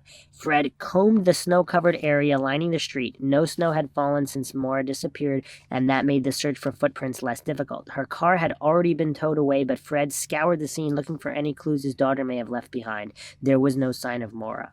You find footsteps, you're following them, but you're afraid to look down because it might be your daughter, Fred later recalled. The same Wednesday morning, 1,800 miles away, Maura's boyfriend, Army 2nd Lieutenant Billy Roush, headed to the Dallas-Fort Worth airport to catch a flight north. Once he heard that Maura was missing, Billy requested a leave of absence from his unit at Fort Sill in Lawton, Oklahoma, to join the search in New Hampshire. Before walking through airport security, Billy shut off his cell phone. Shortly after, a mysterious call came in that would later be a source of dispute.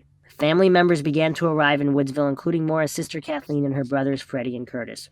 Maura's sister Julie was stationed at Fort Bragg, North Carolina, and flew up a few days later. The group had few clues to go on. Maura's siblings drove eastbound on Route 112 to North Woodstock and Lincoln, then across the Kangamangas Highway to Bartlett and Conway, tourist towns the family knew well from years of summer vacations. They checked motels and asked if anyone had seen Maura. No one had. They handed out flyers and posted them at bus stops, gas stations, and police stations.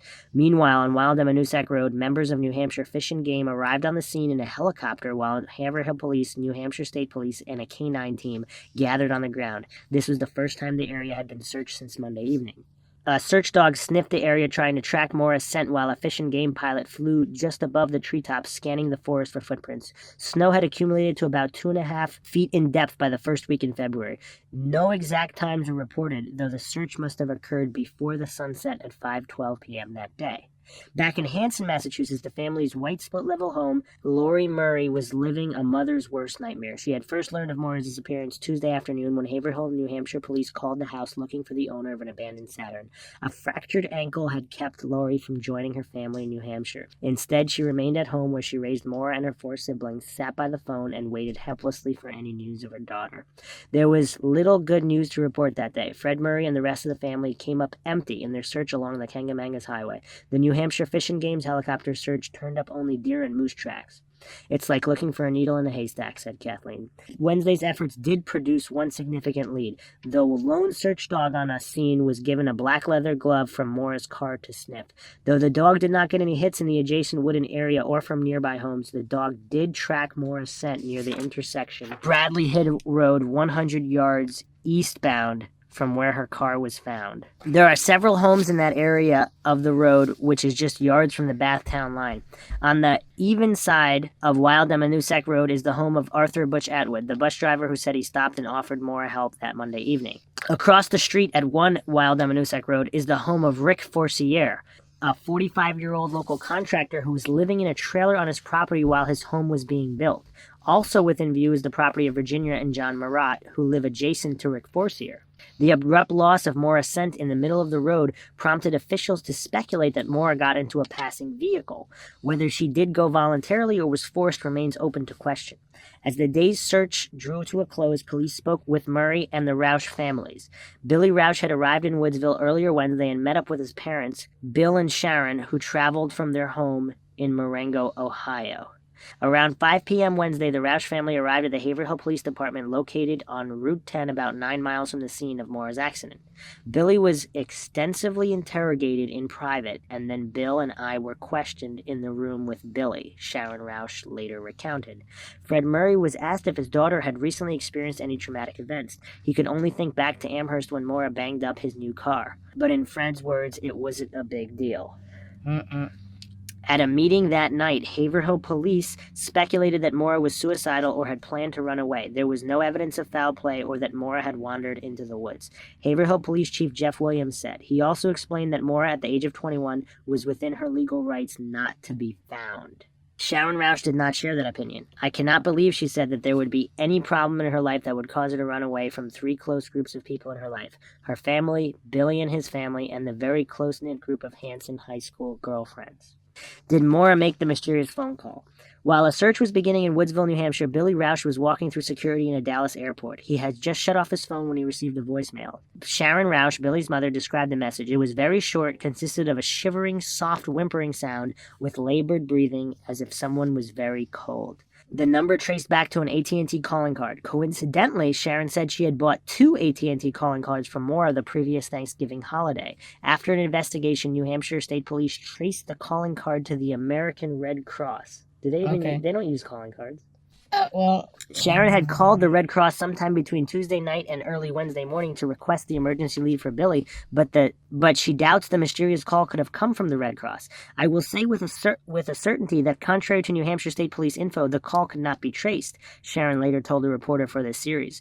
Private investigators and local law enforcement in Ohio later tried to track the call, but without the card number and PIN, it was not traceable, Sharon said. It just doesn't make any sense that the call was from the Red Cross because if they've been trying to call Billy, they never called back. The soft crying, sniffing, and muffled sobs didn't seem to make sense coming from the Red Cross, she said.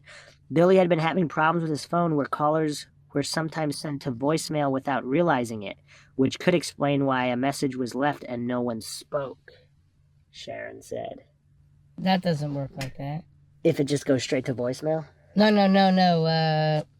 Yeah, but isn't she using that as an excuse why no one's speaking? Maybe. After police determined the call... because she doesn't want to leave a message. She's on voicemail. But she doesn't know it's voicemail. If she thinks someone picked up when it's actually voicemail. That's what Sharon's saying. Oh, all right. I got you. Understood. After police determined the call was from Red Cross officials, they considered the case closed on the phone call. Red Cross officials? So, where's the closest Red Cross? Could she have gotten there? Did they, ran away and hiding out there? I don't know. Where was Maura going? During the search on Wednesday, a canine unit trailed Maura's scent 100 yards eastbound from where her car was found. There are several plausible reasons why Maura would have been headed in this direction. She may have been trying to get cell reception. She may have changed her mind and wanted to take Arthur Butch Atwood up on his offer to call for help, or Maura may have felt comfortable going to a home where children lived. Across the street from Atwood at Wild Amanusak is another home which nearly always has toys in the front yard. Maura may also have tried walking to the next town eastbound on Route 112, or perhaps she wanted to get a sense of how close the next town was. A large green highway sign stands directly next to Atwood's home and gives the mileage for Swiftwater, Woodsville, and northern Woodstock. Exhausted and defeated, the search party returned to the Wells River Motel for the night. By the next day, Thursday, February 12th, police had issued a press release stating Maura may be en route to the Kangamangas Highway area and was listed as endangered and possibly suicidal. The press release also stated that witnesses at the scene reported seeing a lone female with no apparent injuries who appeared impaired due to alcoholic consumption. It still remains unclear who the witnesses were that said Maura appeared to be intoxicated. The release was not dated, but a timestamp shows it was faxed to the Hanson, Massachusetts Police Department at 3:05 p.m. Thursday. On the UMass Amherst campus, another search was underway at Maura's dorm room. Investigators found her belongings packed in boxes, and a search of her computer showed she had downloaded directions to Burlington, Vermont. UMass police and college counselors met later that week with students from Maura's nursing class. The dean of the nursing school, Eileen Breslin, sent out an email to the entire nursing college alerting them of Maura's disappearance. Details about Maura's last few days on campus were starting to emerge, including the fact that Maura had reported a death in the family when there was no death. It was later reported that Maura's credit cards, ATM card, and cell phone had not been used since Monday. The location of Maura's cell phone could not be traced using GPS technology, possibly due to poor cell phone coverage or a dead battery. In New Hampshire, the search efforts continued on Thursday. Fred and other family members posted flyers and canvassed the area. We went to every spot we thought she might go to, hotels and motels, and put up flyers, Billy Rausch said later. Anything that looked suspicious would try to check it out, said Kathleen. The first newspaper report about Maura's disappearance hit the stands that day, a 200-word news brief from the Manchester Union leader. Maura was described as possibly suicidal by Chief Williams. He trying to push an agenda or something? Sounds like it. Yeah. Other news outlets quickly latched onto the story, including New Hampshire and Boston television stations, which dispatched reporters to Woodsville. Police informed the media that no new leads had surfaced. We did an intense search of the crash scene area for evidence that she may have walked into the woods, but nothing like that was uncovered, Chief Williams told the New Hampshire TV station. After wrapping up their own search that day, Fred and Billy met with reporters in an outdoor press conference in Bethlehem, New Hampshire on Thursday night. This is very unusual, Fred explained to reporters. It's not like her to just take off. Fred pleaded for Maura to come home. I don't know what the matter is or the trouble you think you might be in, but it isn't anything we can't solve, he said through the media. It's me. You can tell me. We'll work it out until we solve it. And again, I'm just going to point out, when they interviewed him, he said, oh, yeah, she wrecked my car, but that's no big deal. And here, he's like, if there was something, we'll figure it out. Yeah. He would just say, you wrecked my car, it's no big deal. Yeah. Come home. Yeah. Haverhill police were suspending their search efforts until new leads developed. Billy Roush told reporters that evening. Family members plan to continue their search into Vermont on Friday, reasoning that Maura could have been headed to Burlington or Stowe. But when Fred walked into Vermont police stations on Friday, he was dismayed to learn that local law enforcement officers knew nothing about Maura's disappearance. I could hit a 3-iron over the river into Vermont. There was no investigation, he said. The frustration level was growing for family members. Fred was already distraught, having learned that on Monday night, when Maura's car was found, the Haverhill police had not called ahead to alert other police stations along Route 112. They could have put money and manpower where it counted. February 9th and 10th, Fred said in a later interview. New Hampshire State Police and Haverhill police officials no longer comment on Maura's case, referring all inquiries to the Attorney General's office. In earlier reports, they defended their actions on the ground that there was no evidence of foul play. Lieutenant John Scarinzo, who is commander of State Police Troop F, which covers Grafton and Coos County, said at the time that he appreciated the family's frustration in not knowing what happened, but it is also true that she was apparently leaving Massachusetts without telling her family or friends or her boyfriend, he told the Associated Press. He also speculated with reporters that Maura may have fled the scene to avoid arrest because she was intoxicated. A manpower shortage could have hindered the abilities of the Haverhill police. Due to sick time, training, and vacancies, the 7-man department was down to as few as 3 full-time officers and a chief at the time of Maura's accident, town records show. Short of any new leads, official search efforts were curtailed as the days wore on. Even so, more family and friends headed north to conduct their own investigations. Strangers who didn't know Maura also offered to help. They knocked on doors, made phone calls, and spoke with the residents, including those who had called 911. When Julie Murray finally got her leave from the U.S. Army and arrived in Woodsville, the first thing she did was head to the accident scene. I wanted to see it as Maura had seen it, after dark. I got out of the truck and walked up and down the road, looking at different angles and perspectives. There was a constant thought in my mind as I did this. If I were Maura, what would I have been thinking? Julie said in a recent email. It was very cold, dark, and quiet. I felt stunned. I will never forget that eerie feeling, she wrote. Fred was unrelenting in his pursuit. He chased down every new rumor, turned over debris, looked through rivers, and scoured every remote trail for any sign of Maura. After spending hours searching in the woods down long dirt roads where you wouldn't hear a thing, Fred would emerge, as he said, muddy, gooey, and covered in 200 ticks, mosquitoes, and black flies. It was 10 days after Maura went missing when Fred realized that some residents living within eyeshot of the accident scene had not yet been interviewed. He voiced his displeasure with the police. Authorities then launched a second search on Thursday, February 19th. State police, members of New Hampshire's Fish and Game Conservation Team, 3 search dogs, and a helicopter crew searched a 2-mile radius in Woodsville area around Route 112. We wanted to make sure we had done everything twice, Lieutenant Scarinzo told the Caledonian Record. At a press conference held at the end of the day, Lieutenant Dodd Bogardus of Fish and Game said that the search came up empty. Ground crews checked trails and roadways. There are no conclusive clues to continue, Bogardus told the union leader.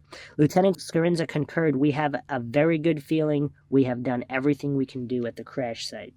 In a phone interview following the second search, State Police Sergeant Tom York, now retired, said that while there was no longer an active ground search underway, investigators were still charging forward, looking into background information and other leads. We're concerned about where she is. Sergeant York said that while police found no evidence of foul play to suggest a criminal investigation, he stressed that the term was just a label, that the police would be treating the case much as they would a criminal investigation. The second search has done little to assuage Fred's frustration. He He feared the status of missing person would be a roadblock in pursuing an investigation, and we told the media we should think of it in terms of a criminal investigation. Let's grab the bull by the horns and call it foul play. As the second search came to a fruitless end, friends and family members began to return to their lives. Billy had to get back to Fort Sill in Oklahoma, and about 2 weeks later, on March 2nd, Maura's siblings checked out of the Wells River Motel, fighting utter exhaustion and desperation, a friend recalled. Maura's belongings were returned to the family. Kathleen brought them to her house in Hanover. The car itself was released from police custody but remained at Lavoie's garage in North Haverhill. Bleary-eyed but resolute, Fred also checked out of the Wells River Motel after 3 solid weeks searching for Maura. He was not giving up, though. Fred would become a regular at the motel, returning nearly every weekend over the course of the next year. Fred Murray was as determined as a man could be. The immediate search for Maura was over. His battle to find his daughter was just beginning. Oh my God. Was there really a letter? In a state police press release in June of 2004, Lieutenant John Scarinza said a letter was found during a search of Maura's dorm room. Maura had packed all her belongings in her dorm room at UMass, putting everything neatly in boxes and putting all the boxes on her bed, along with a personal note she had received from her boyfriend. In an earlier TV newscast, Lieutenant Scarinza relayed a slightly different story, saying a note to Maura's boyfriend was found in a prominent place in Maura's dorm, according to family members and a report in the UMass newspaper. Maura's boyfriend, Billy Roush, who had visited Maura's dorm room with campus police within days of Maura's disappearance, disputed that such a letter even existed. The possible existence of such a note also rankled Fred Murray. This clearly suggests the traditional suicide letter, but the deception is that she never wrote or left such a letter at all, and the police were fully cognizant of this fact at the time. Fred wrote a year after Maura's disappearance in a letter of appeal to the New Hampshire governor.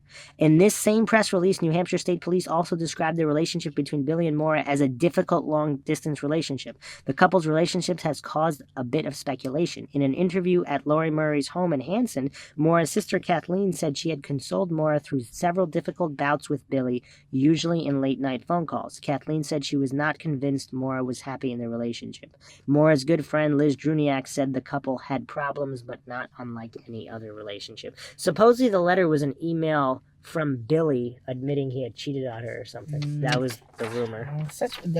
Part 4, the aftermath.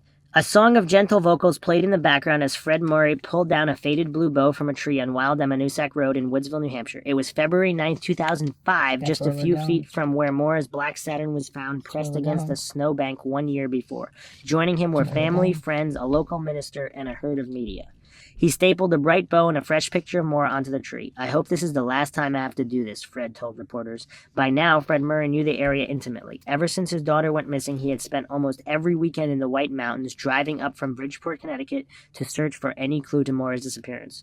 Earlier that same Wednesday morning, Fred tipped off the media that he was headed to the New Hampshire State House in Concord in hopes of meeting newly elected Governor John Lynch. With media at his heels, Fred did meet with Lynch for about 10 minutes. This was his latest plea for FBI help in the case. Since Maura was still considered a missing person, the FBI could only join the investigation if invited by New Hampshire State Police. Fred also asked for the governor's help in releasing police records pertaining to the investigation. He had requested documents from police such as phone logs and accident reports. The governor assured Fred he would look into the situation.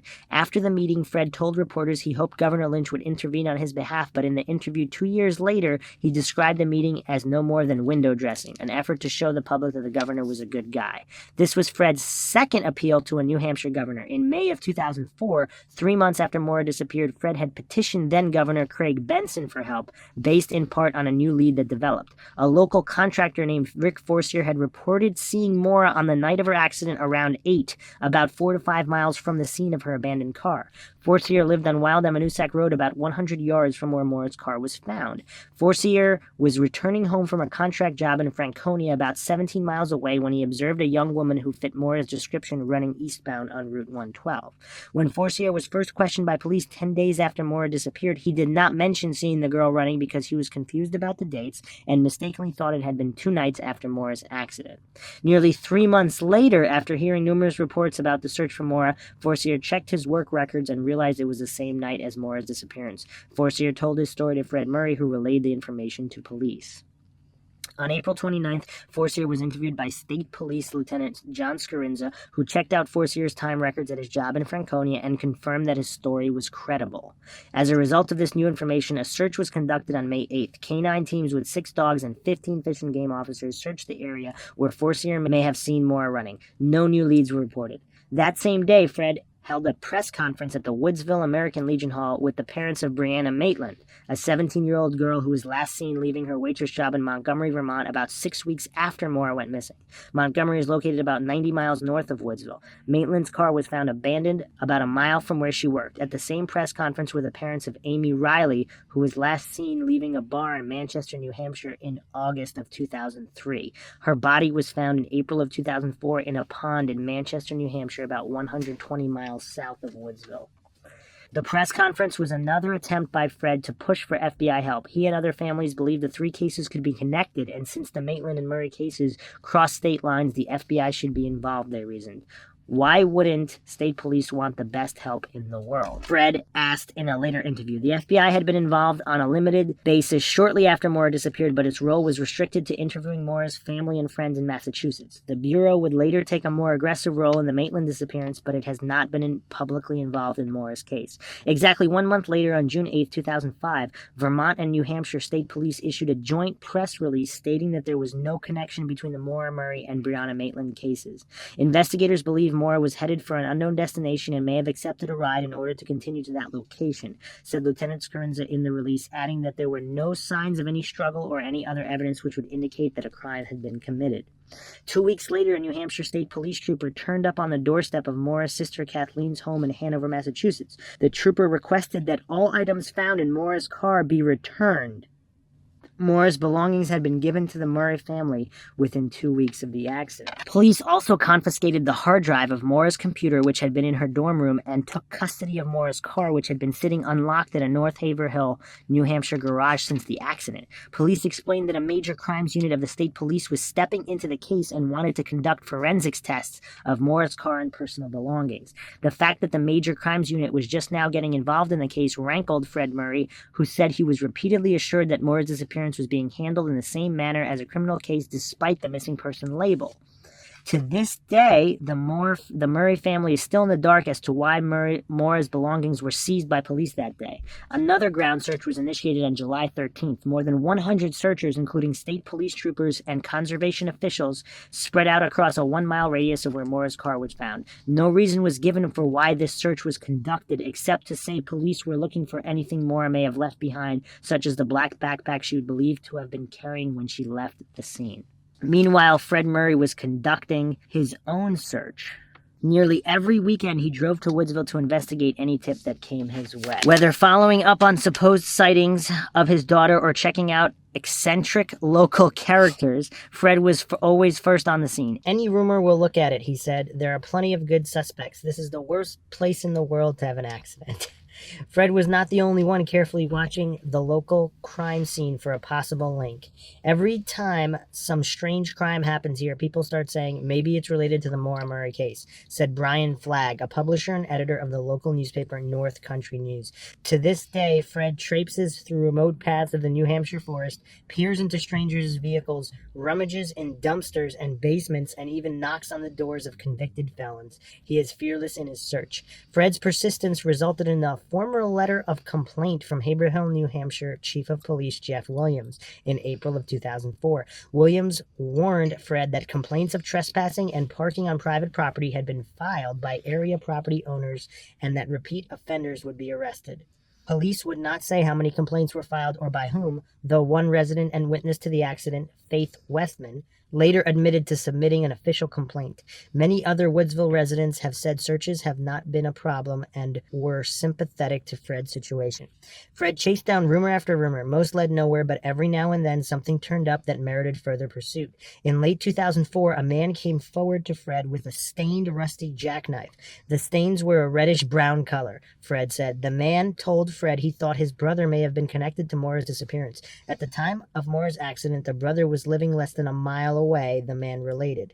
He described his brother as having a record of violence and said that his brother's live-in girlfriend began acting strange around the time of Maura's disappearance. Fred tried to turn the knife over to police but did not get beyond the plate glass window at State Police headquarters. "I have what could be evidence in a capital crime," he recalled saying to the dispatcher, but the dispatcher said no one was available at headquarters to accept such evidence. Fred was told to come back during regular work hours. Fred then mailed the knife to State Police along with all the information he received on the suspect. A few days later, Fred received a proof of receipt that his package had reached the police but was never contacted by police regarding the knife or the possible suspect. The man who came forward with the rusted jackknife died earlier this year, supposedly. I don't think he's dead. What? Really? Yeah, they're talking about the Moulton brothers. They didn't name them. So right, that was supposedly yeah. the deathbed confession. Yeah, that was their story, but supposedly both brothers are still alive. We talked about that. Yeah, we heard about that. Efforts to reach his brother were unsuccessful. The brother's identity and the identity of the man who approached Fred are not being disclosed because there is no evidence he is considered a suspect in Maura's disappearance. Police refused comment when asked about the knife. In March of 2005, Fred, always relentless, made another push for FBI intervention and the release of police records on his daughter's investigation. He met with Attorney General Kelly Ayotte, Senior Assistant Attorney General Jeff Streslin, State Police Sergeant Robert Bruno, who is now retired, and State Police Lieutenant John Scarinza. In this meeting, Fred again passed along the information regarding the knife. When Fred still didn't hear back from police after that meeting, he said, "I knew I was doomed." Fred's frustration, coupled with failed attempts to access police records for the case, spurred him to file a lawsuit against various law enforcement agencies, including the state police, in late 2005. Around the same time, about 10 retired police officers and detectives volunteered to give fresh eyes to Maura's case. This team, called the New Hampshire League of Investigators, was not privy to confidential police records but analyzed the facts available to them, re-interviewed witnesses and family, and generally attempted to provide a support network for the family, which was growing angrier and less trusting of police. "It is our job to be sort of a buffer between police and the family, to help the family understand what the police are doing behind the scenes," explained John Healy, a former New Hampshire state police officer who was one of the team's leaders. Healy's team followed up with various other sources, and after a year of reviewing available materials, the volunteer investigators organized a 2-day search in the last week of October in 2006. Canine teams were dispersed to 6 different publicly owned areas within 5 miles of where Maura's car was found. Healy would not provide specifics as to why certain areas were searched, explaining only that 95% of homicide victims are found within a 5-mile radius of where they were last seen. "It was the goal of investigators to thoroughly cover this area," he said. "Gravel pits and sand pits were searched, as these areas are ideal spots to dump a body. The area around French Pond Road was also carefully examined because of its close proximity. French Pond Road was the route Butch Atwood had driven in his own search for Maura shortly after she disappeared from the scene." Fred was also present for the search and aggressively pushed investigators to search an A-frame house on Valley Road near the scene of the accident. He suspected it might be somehow connected. The property was on the real estate market, so Fred sought out real estate agent Stan Davis and asked permission to search the house. Davis confirmed that he gave Fred his consent and provided him with a key to the house. The fight for the house search was worth the effort. On the first day, a cadaver dog sniffed the house and had hits on the second level. The next day, 4 more cadaver dogs were put to work in the house and went bonkers, Fred said. The strongest hits by the dogs were in a downstairs closet. Cadaver dogs are skilled in sniffing for decomposing bodies but are not able to distinguish the identities of bodies. Though a dead body could have been stored in this closet, the dogs were not capable of identifying if the body was Maura. The investigators took a few trash bags filled with items from the house and a piece of carpet from the closet. According to Fred, the carpet was to be divided into 2 pieces. A portion of the carpet was to be given to state police, who were not present for the search, and the other portion was to be held by the group of volunteer investigators. A medical laboratory examination was to determine if stains on the carpet were blood and, if available, DNA matched Maura's. 7 months later, laboratory tests results have not been made available from either group. There is confusion over who had custody of the carpet. Private investigator Healy was ill the weekend of the search, but said that the police were not at all interested in the evidence and would not take the carpet into their possession. Healy said the carpet is now in the custody of an investigator who no longer has business relations with the group. I'm guessing that's John Smith. An aside, a conspiracy theory was the accident staged. After analyzing photos of Maura's car and attempting to reconstruct the accident, volunteer investigators believe Maura's accident on Wild Amanusak may not have been her only accident that February evening. The damage to Maura's car does not match with the kind of damage typically caused by impact to a snow embankment or a tree, according to volunteer investigator John Healy. The hood of Maura's car was pushed in with a dent on the driver's side hood, but no significant damage was made to the car's driver's side headlight or front end bumper. If Maura had hit a tree, investigators believe there would have been significant front end damage to her car, particularly the bumper. Investigators believe the damage found on Maura's car is more akin to hitting a guardrail or the back end of another vehicle. We are considering that Maura may have been involved in another accident prior to her car being found on Wild Amanusak, said Healy. We're not ruling out that the accident could have been staged. Investigator Frank Kelly concurs. I will state that her vehicle was not damaged at the site where it was located and towed from, he said. It is possible that Maura may have hit a deer or a moose that evening, but the damage appears more likely to have been caused by a truck or another vehicle that is higher off the ground than Maura's car, according to investigators. Private investigator Don Nason, who is the current president of the volunteer organization and was present at the search of the A-frame house, said all evidence was turned in to state police. We don't have the proper storage facility to hold evidence, he said. Nason assured everything possible was being done to obtain a successful outcome in Maura's case and was enthusiastic about police efforts. I have every faith in their work, he said. Healy believes the homicide unit has put more hours into Maura's case than any other in recent history. Jeff Streslin, chief of the homicide unit and senior assistant attorney general, confirmed that state police have put hundreds of hours into the investigation. Is that almost as much as we have now? In a court hearing, Streslin argued that having records available to the public would hamper the prosecution if criminal charges were to be pressed in Maura's case. He predicted a 75% likelihood of prosecution. We do have information that we are pursuing that this may involve a crime, said Nancy Smith, senior assistant attorney general, while testifying in court. Just regarding the 75% thing, some people theorize that he's talking about Bruce McKay.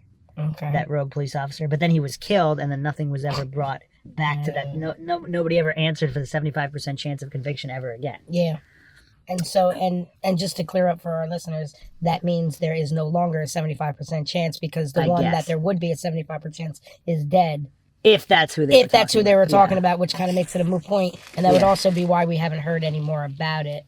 Yes, if that's what it is. We do have information that we are pursuing that this may involve a crime, said Nancy Smith, senior assistant attorney general, while testifying in court. As an investigator, Nason is also sensitive to the police investigation for fear of compromising the case. Nason said most information volunteer investigators gather is only released to state police and the attorney general's office. It doesn't even go to Fred. Fred has given up hope on the effectiveness of the police, believing shoddy work is likely the reason they won't release records. They didn't do what they were supposed to do, and they've been covering up ever since. He is disillusioned with the League of Private Investigators. Fred continues his own search. Anything I want done, I do it myself, he said. It's now a warm weekend in June. Nearly 3.5 years have gone by. Maura's story still has no ending. Fred Murray is back in New Hampshire. He's checked into the Wells River Motel, the same motel he stayed in the first day he looked for Maura. Fred sits in an easy chair in the corner of the modest room, leaning forward with his elbows on his knees, rubbing his hands together and mostly looking down as he recalls many months of court hearings, suspects, and searches. Suddenly, Fred jumps up. He stands squarely in the middle of the room with his hands on his hips. He talks about Maura. He remembers a hike they took not long before she went missing. These are some of his most cherished memories. Maura tailed him along the steep pitches of Bond Cliff, a three-peaked mountain trail in New Hampshire's White Mountains, Fred explains. The two climbed 23 strenuous miles of ascents and descents. When they finally reached the last peak, Maura pulled a long trail beer out of her backpack and handed it to her father. It was a celebration of their accomplishment together. Fred finishes his story and the motel room is silent. He walks to a window overlooking a parking lot, his hands still on his hips. The anguished father, who does not go more than minutes after waking each day before thinking about his missing daughter, stares out the window. Jesus, he sighs. Okay, this is the epilogue. Maura is missing. Here's What I Think by Maribeth Conway. Do a story about the disappearance of Maura Murray, my editor told me, and make it the most in-depth piece ever done on the case. At first, a daunting task, but later a privilege. I pored over old news articles, checked websites, and jotted down questions. Then I called Fred Murray, Maura's father. My editor thought this would be a good start. He was wrong. Fred didn't return my call, or the next one, or the next one. Plan B was more effective. I got in touch with Helena Murray, a relative who keeps Maura's case alive through a website. She explained that media attention so close to home can be difficult for Fred. It means people will come up to him more frequently and want to talk about it on a day-to-day basis, she wrote in our first email correspondence. With my editor's nudging, I persisted. I reached out to anyone who would talk to me. Investigators working on the case answered my most basic questions. Residents living in the area gave me new insight. Reporters reflected on when they first covered the story, and Maura's friends gave me a sense of who the pretty brown-haired girl in the picture was. On 3 occasions, I visited the scene of the accident in Woodsville, New Hampshire. The last trip, when I retraced Maura's drive, is still vivid in my mind. It was past dusk when I crossed over the New Hampshire border. The night was foggy, and I hugged the steering wheel tightly, trying to get a better view of the road in front of me. I thought back to that cold February night when Maura risked the chance of snow while driving her worn-out Saturn. At a snail's pace, I navigated onto the exit for Haverhill and wondered aloud, what were you thinking? I found the Woodsville locals to be especially friendly, but whenever the topic turned to Maura, people usually clammed right up. Mm-hmm. A few spoke quite freely, but only off the record. After years of being hounded not only by media, but by investigators and families, some key witnesses such as Faith and Tim Westman, Rick Forcier, and Butch Atwood are reluctant to speak further about the case. Wait, hold on. Let me ask you a question because I might have heard it wrong. The person, was it a Westman who did trespassing against the father? Yeah. It was them. Faith Westman. All right. Just making sure. Because look, if you were intimate with this and you knew it was a girl missing, would you call the police and press trespassing against the father who's still looking for his daughter? Wouldn't you, like, if you had nothing to do or you didn't know, wouldn't you just sit back and say, he's aggrieved, I'll let him tramps around my property? Like, I mean, I don't know if I'd have the heart, especially if I knew something. Well, the podcasters, Tim and Lance, they also mentioned in their last podcast that during, like, the vigil, they blocked their parking, because they owned the Weathern Barn. Yeah. They blocked off the parking lot so no one could park there. So everybody had to park precariously on the side of the road where they could be hit because they didn't want people parking on their property, even though she went missing right there. That's rough, man. That's rough. Yeah, it's kind of weird. Okay. I felt especially fortunate to score a conversation with Atwood, the bus driver who was the last known person to speak to Maura. Atwood moved to Florida not long after her accident and has avoided the media ever since. He even refused to talk with private investigator who traveled to Florida and showed up on his doorstep. Unfortunately, in a case with so little available information, it does not take much for some to cast a suspicious eye. Atwood's story and motives have been questioned in some online forums, and clearly he has grown bitter from the entire ordeal. People think I had something to do with her disappearance, he said during our phone interview. I can hear it in your voice. You think I did it too. Atwood explained that as a witness, the case had grown tiresome. You think you're doing a good thing for someone, but I've learned next time not to stop. I'm not stopping, he said. Wow. Getting any information from police was even more difficult. I was continually referred to different departments of law enforcement for information requests, and ultimately the Attorney General's office stepped in to handle my questions. Unfortunately, the Attorney General's office was no better able to answer my questions. Senior Assistant Attorney General Jeff Shreslin agreed to produce certain documents pertaining to the case, but there was always a delay and no records have reached our office to date. Despite that, we were able to obtain some key documents from other sources. Fred must have heard about my trips up north, my meetings with Helena and Maura's mom and sister, because 4 months later, after I began digging up information on Maura's case, Fred called. He wasted no time and got straight to the point. He was heading up to New Hampshire, and I was welcome to join him. I met Fred at the Wells River Motel in the town of Wells River, Vermont, just over the New Hampshire border. The Wells River Motel is the same motel Fred stayed at during the first search for Maura. Where do you begin when interviewing someone who spends much of his free time looking for his daughter's killer? I didn't need to know where to begin. Fred dove right in. He explained what he was doing that weekend in New Hampshire, what he had done in his last trip, and what the future would bring. He talked about the ongoing court case and liberally shared his criticism and mistrust of New Hampshire law enforcement. One line Fred repeated throughout the day was, "It doesn't matter." If you ask what he did for a living or why Maura packed her things or didn't tell anyone where she was headed, he'll just answer, "It doesn't matter. We'll never know why she came up here," Fred said. All that matters to Fred is what happened on Wild Emmanusack Road. So what really happened to Maura? I'm as puzzled as most of you.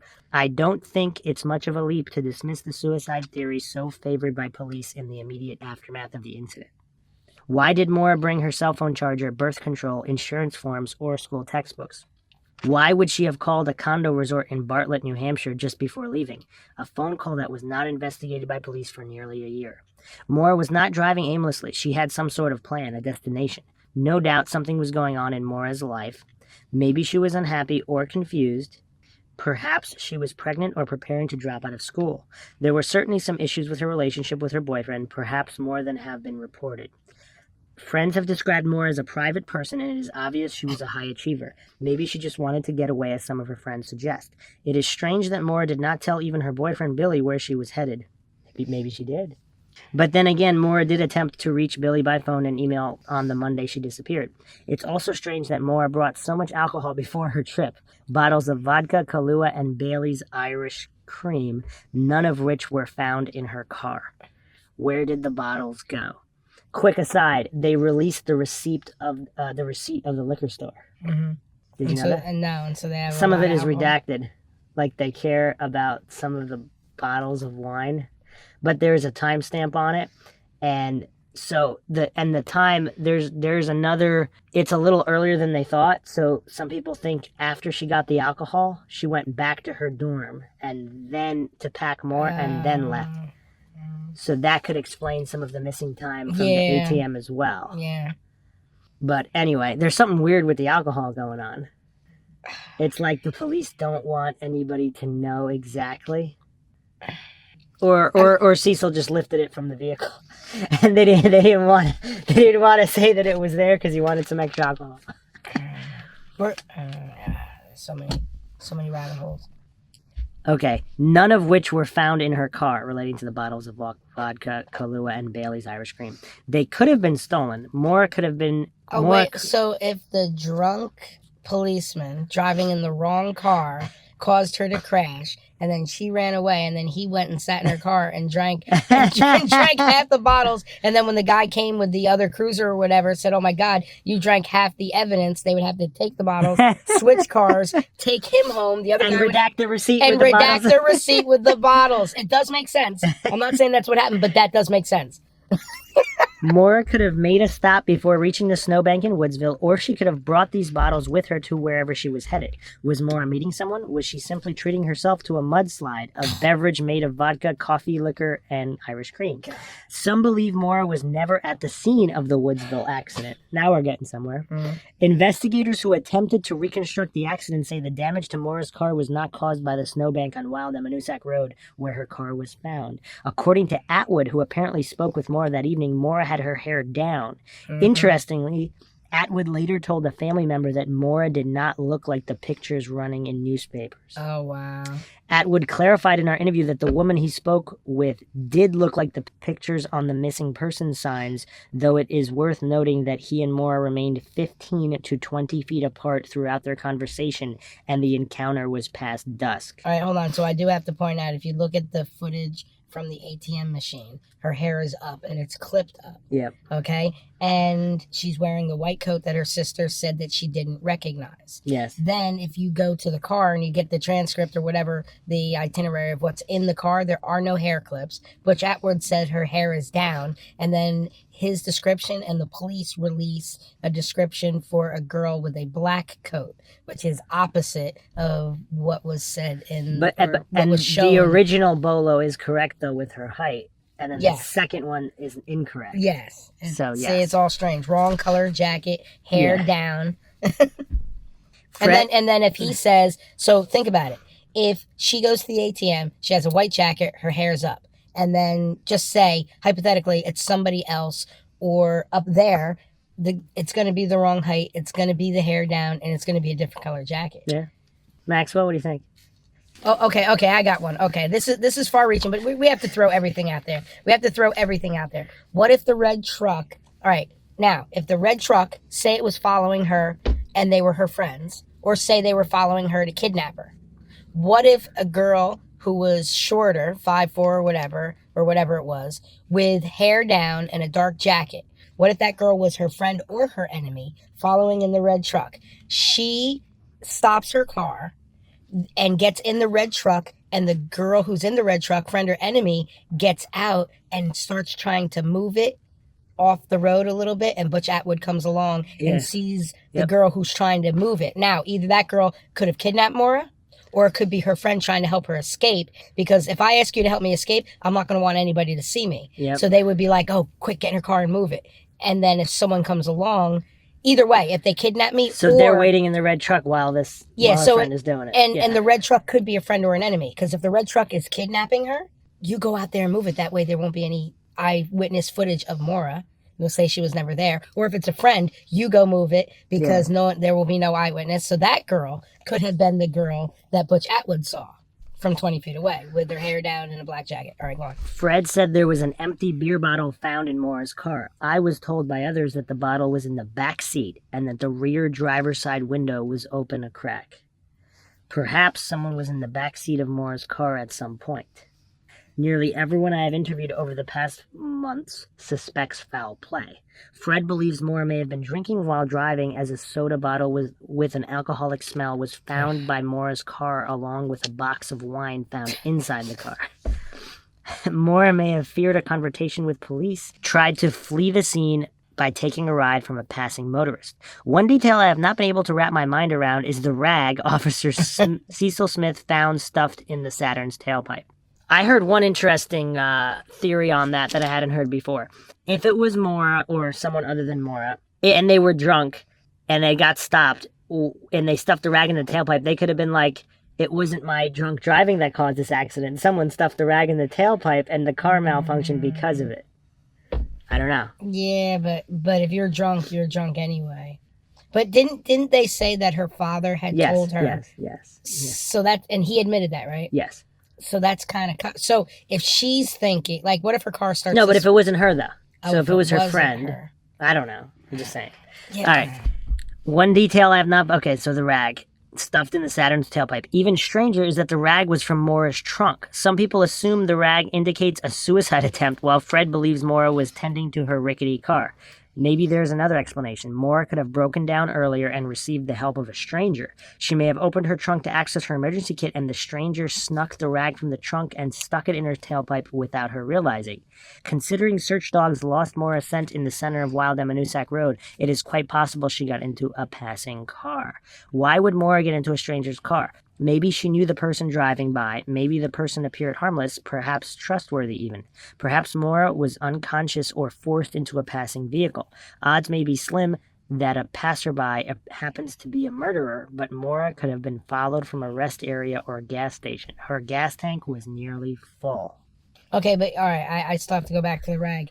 If she crashes, if she steers off the road, if a drunk policeman in a cruiser hits her, whatever it is, all right, not the policeman, but if all of my friends who have like beaters and who have problems with the cops stopping them, if they are stopped or their car breaks down, they stuff something in the tailpipe so that if the cops come and the cops like, oh, start the car, billows of smoke don't come out of the tailpipe and they don't get in trouble for a smoking car. Because our friend, remember the friend who we were going to have as a guest speaker? Yes. he sold a car and took a potato and put a potato up the tailpipe because there was so much smoke coming out that he couldn't, when he went to exchange it with them. You told the story on one of the podcasts. Yeah, so whenever they're afraid that the police are going to see a lot of smoke, or if the police are going to come, they do that. So if Maura was alongside the road waiting for assistance, she might have stuffed it in there so that when the cops came and she had to start it up, there wouldn't be all this billowing smoke coming out of the tailpipe. And her father did tell her to do it.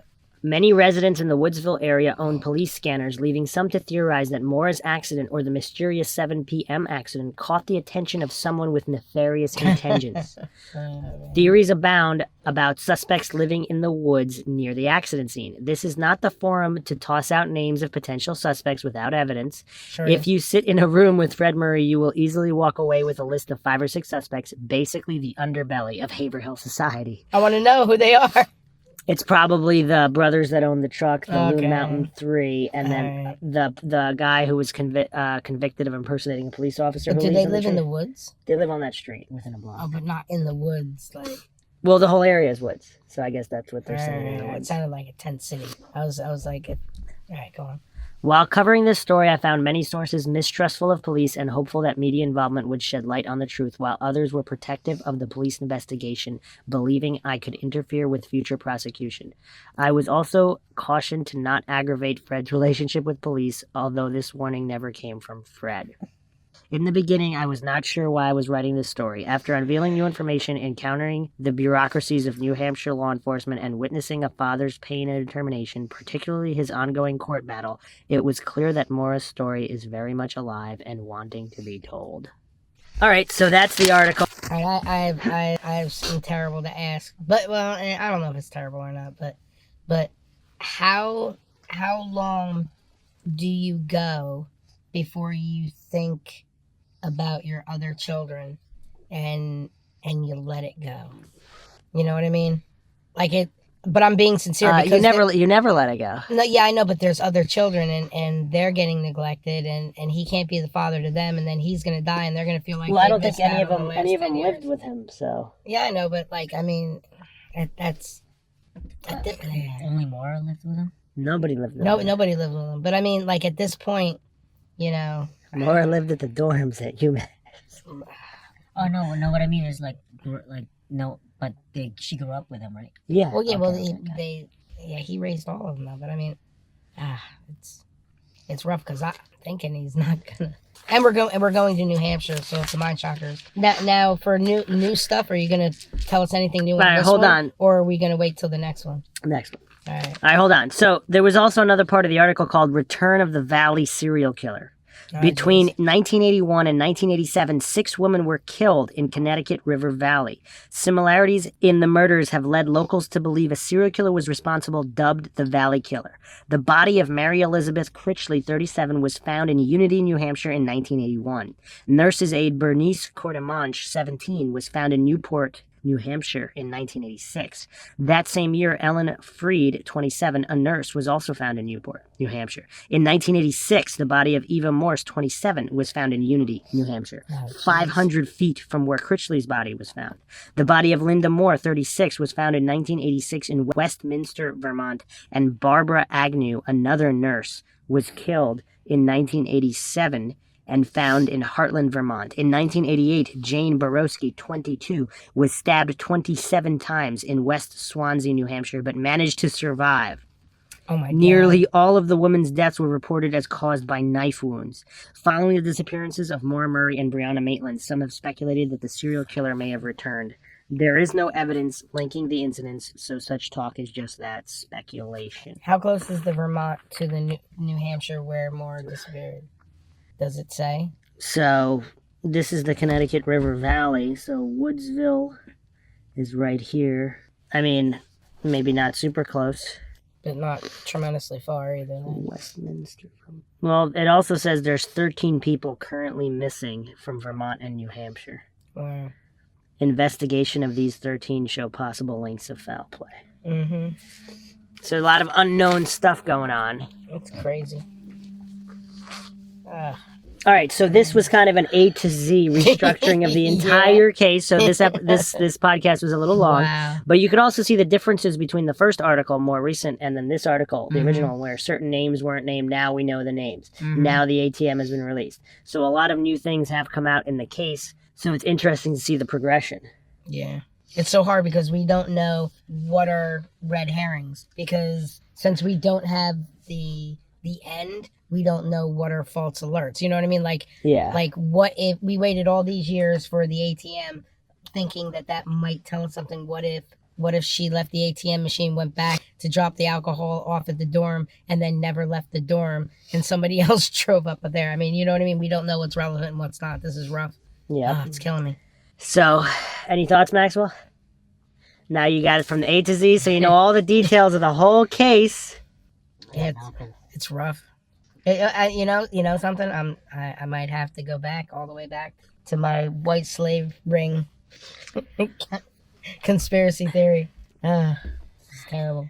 I still want to know. I'm burnt out. I don't know. I'm just kind of. Well, I can't even follow it. It's like, rough. There's just so much. I still want to know what the connection with her sister crying, because I still feel that pertinent information that's missing that we need. One of our Wait. commenters mentioned on the last podcast that I have some information. Go on. one of our commenters mentioned, we brought this up, I think episode 1 or episode 2, that there was a theory that Julie had an affair with Billy, her older sister, and that's why she's saying my sister, because either her other sister told her or she found out somehow, because Julie and Billy know each other from West Point. Okay. And I'm not sure if Julie was the one who introduced her to Billy, but some people were saying if that's the case. Yeah. All right. I do have. We did discuss that, I believe. I do have some information that I just found out. Maybe everybody knows it, but I didn't know it.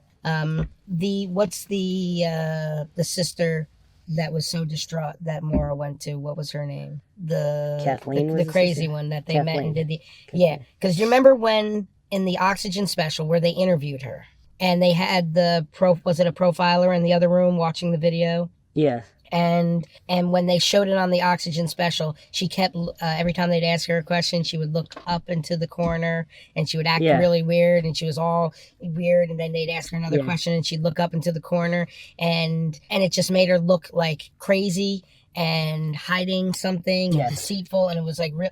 I saw a podcast where they were interviewing the girl reporter from the Oxygen special. What's her name? Maggie. Yeah, they asked her about that sister, because apparently everybody was saying that sister knows there's something with that sister. And she said that the interviews with her were long, and they interviewed her for like hours, and that they cut it and cut out long pieces in between. And she goes, if you watch the unedited, she probably didn't look up into the corner for like 5-10 minutes at a time, but the way we cut it made her look really, really bad. And she goes, we didn't realize that it made her look bad until we released it. And I'm like, that's kind of unfair. They knew what they were doing. I didn't even know that they had cut it that much. She goes, we had hours and hours of footage, and then we edited it into like a 5-minute section. She didn't edit it. The editor. Well, that's what she said. She's like, we had so much footage, and then we edited it into like this little 5-minute segment. And she's like, it didn't look anything like that when you see the actual footage. And I'm like, that's so misleading. I think they said that about the police interviews too. I'm like, that's terrible. There was way more in the police interviews. That's terrible. And they should have released them uncut. But that was terrible, because that really made me suspect her. Watching that made me really suspect her. Yeah. But what if they didn't cut it and that's a lie to cover that up? Maxwell? Oh, shit. What if there was only 5 minutes of interview and she lied? Oh, we have so much and we just cut it to make her look bad. Well, that wouldn't surprise me either. That's terrible. Now I don't believe... I didn't even think of that. Well, you can't believe anybody. No, I know. It's like James Renner said. Everyone has reason to lie to you. Oh my God, including James Renner. I know. You guys can't park here for the vigil. And then we're going to press charges on the father because he's trying to find his daughter. This is... The Westmans, I'm kind of mad at them. Yeah. Were they outside with the car? Yeah, because you know they were. You know they two of them went outside. Well, anyway, we got more news coming in the next podcast. There's another one? Yeah. All right. Well, have a good night, everyone. It's Bruce McGuire. This is Brooke Davis.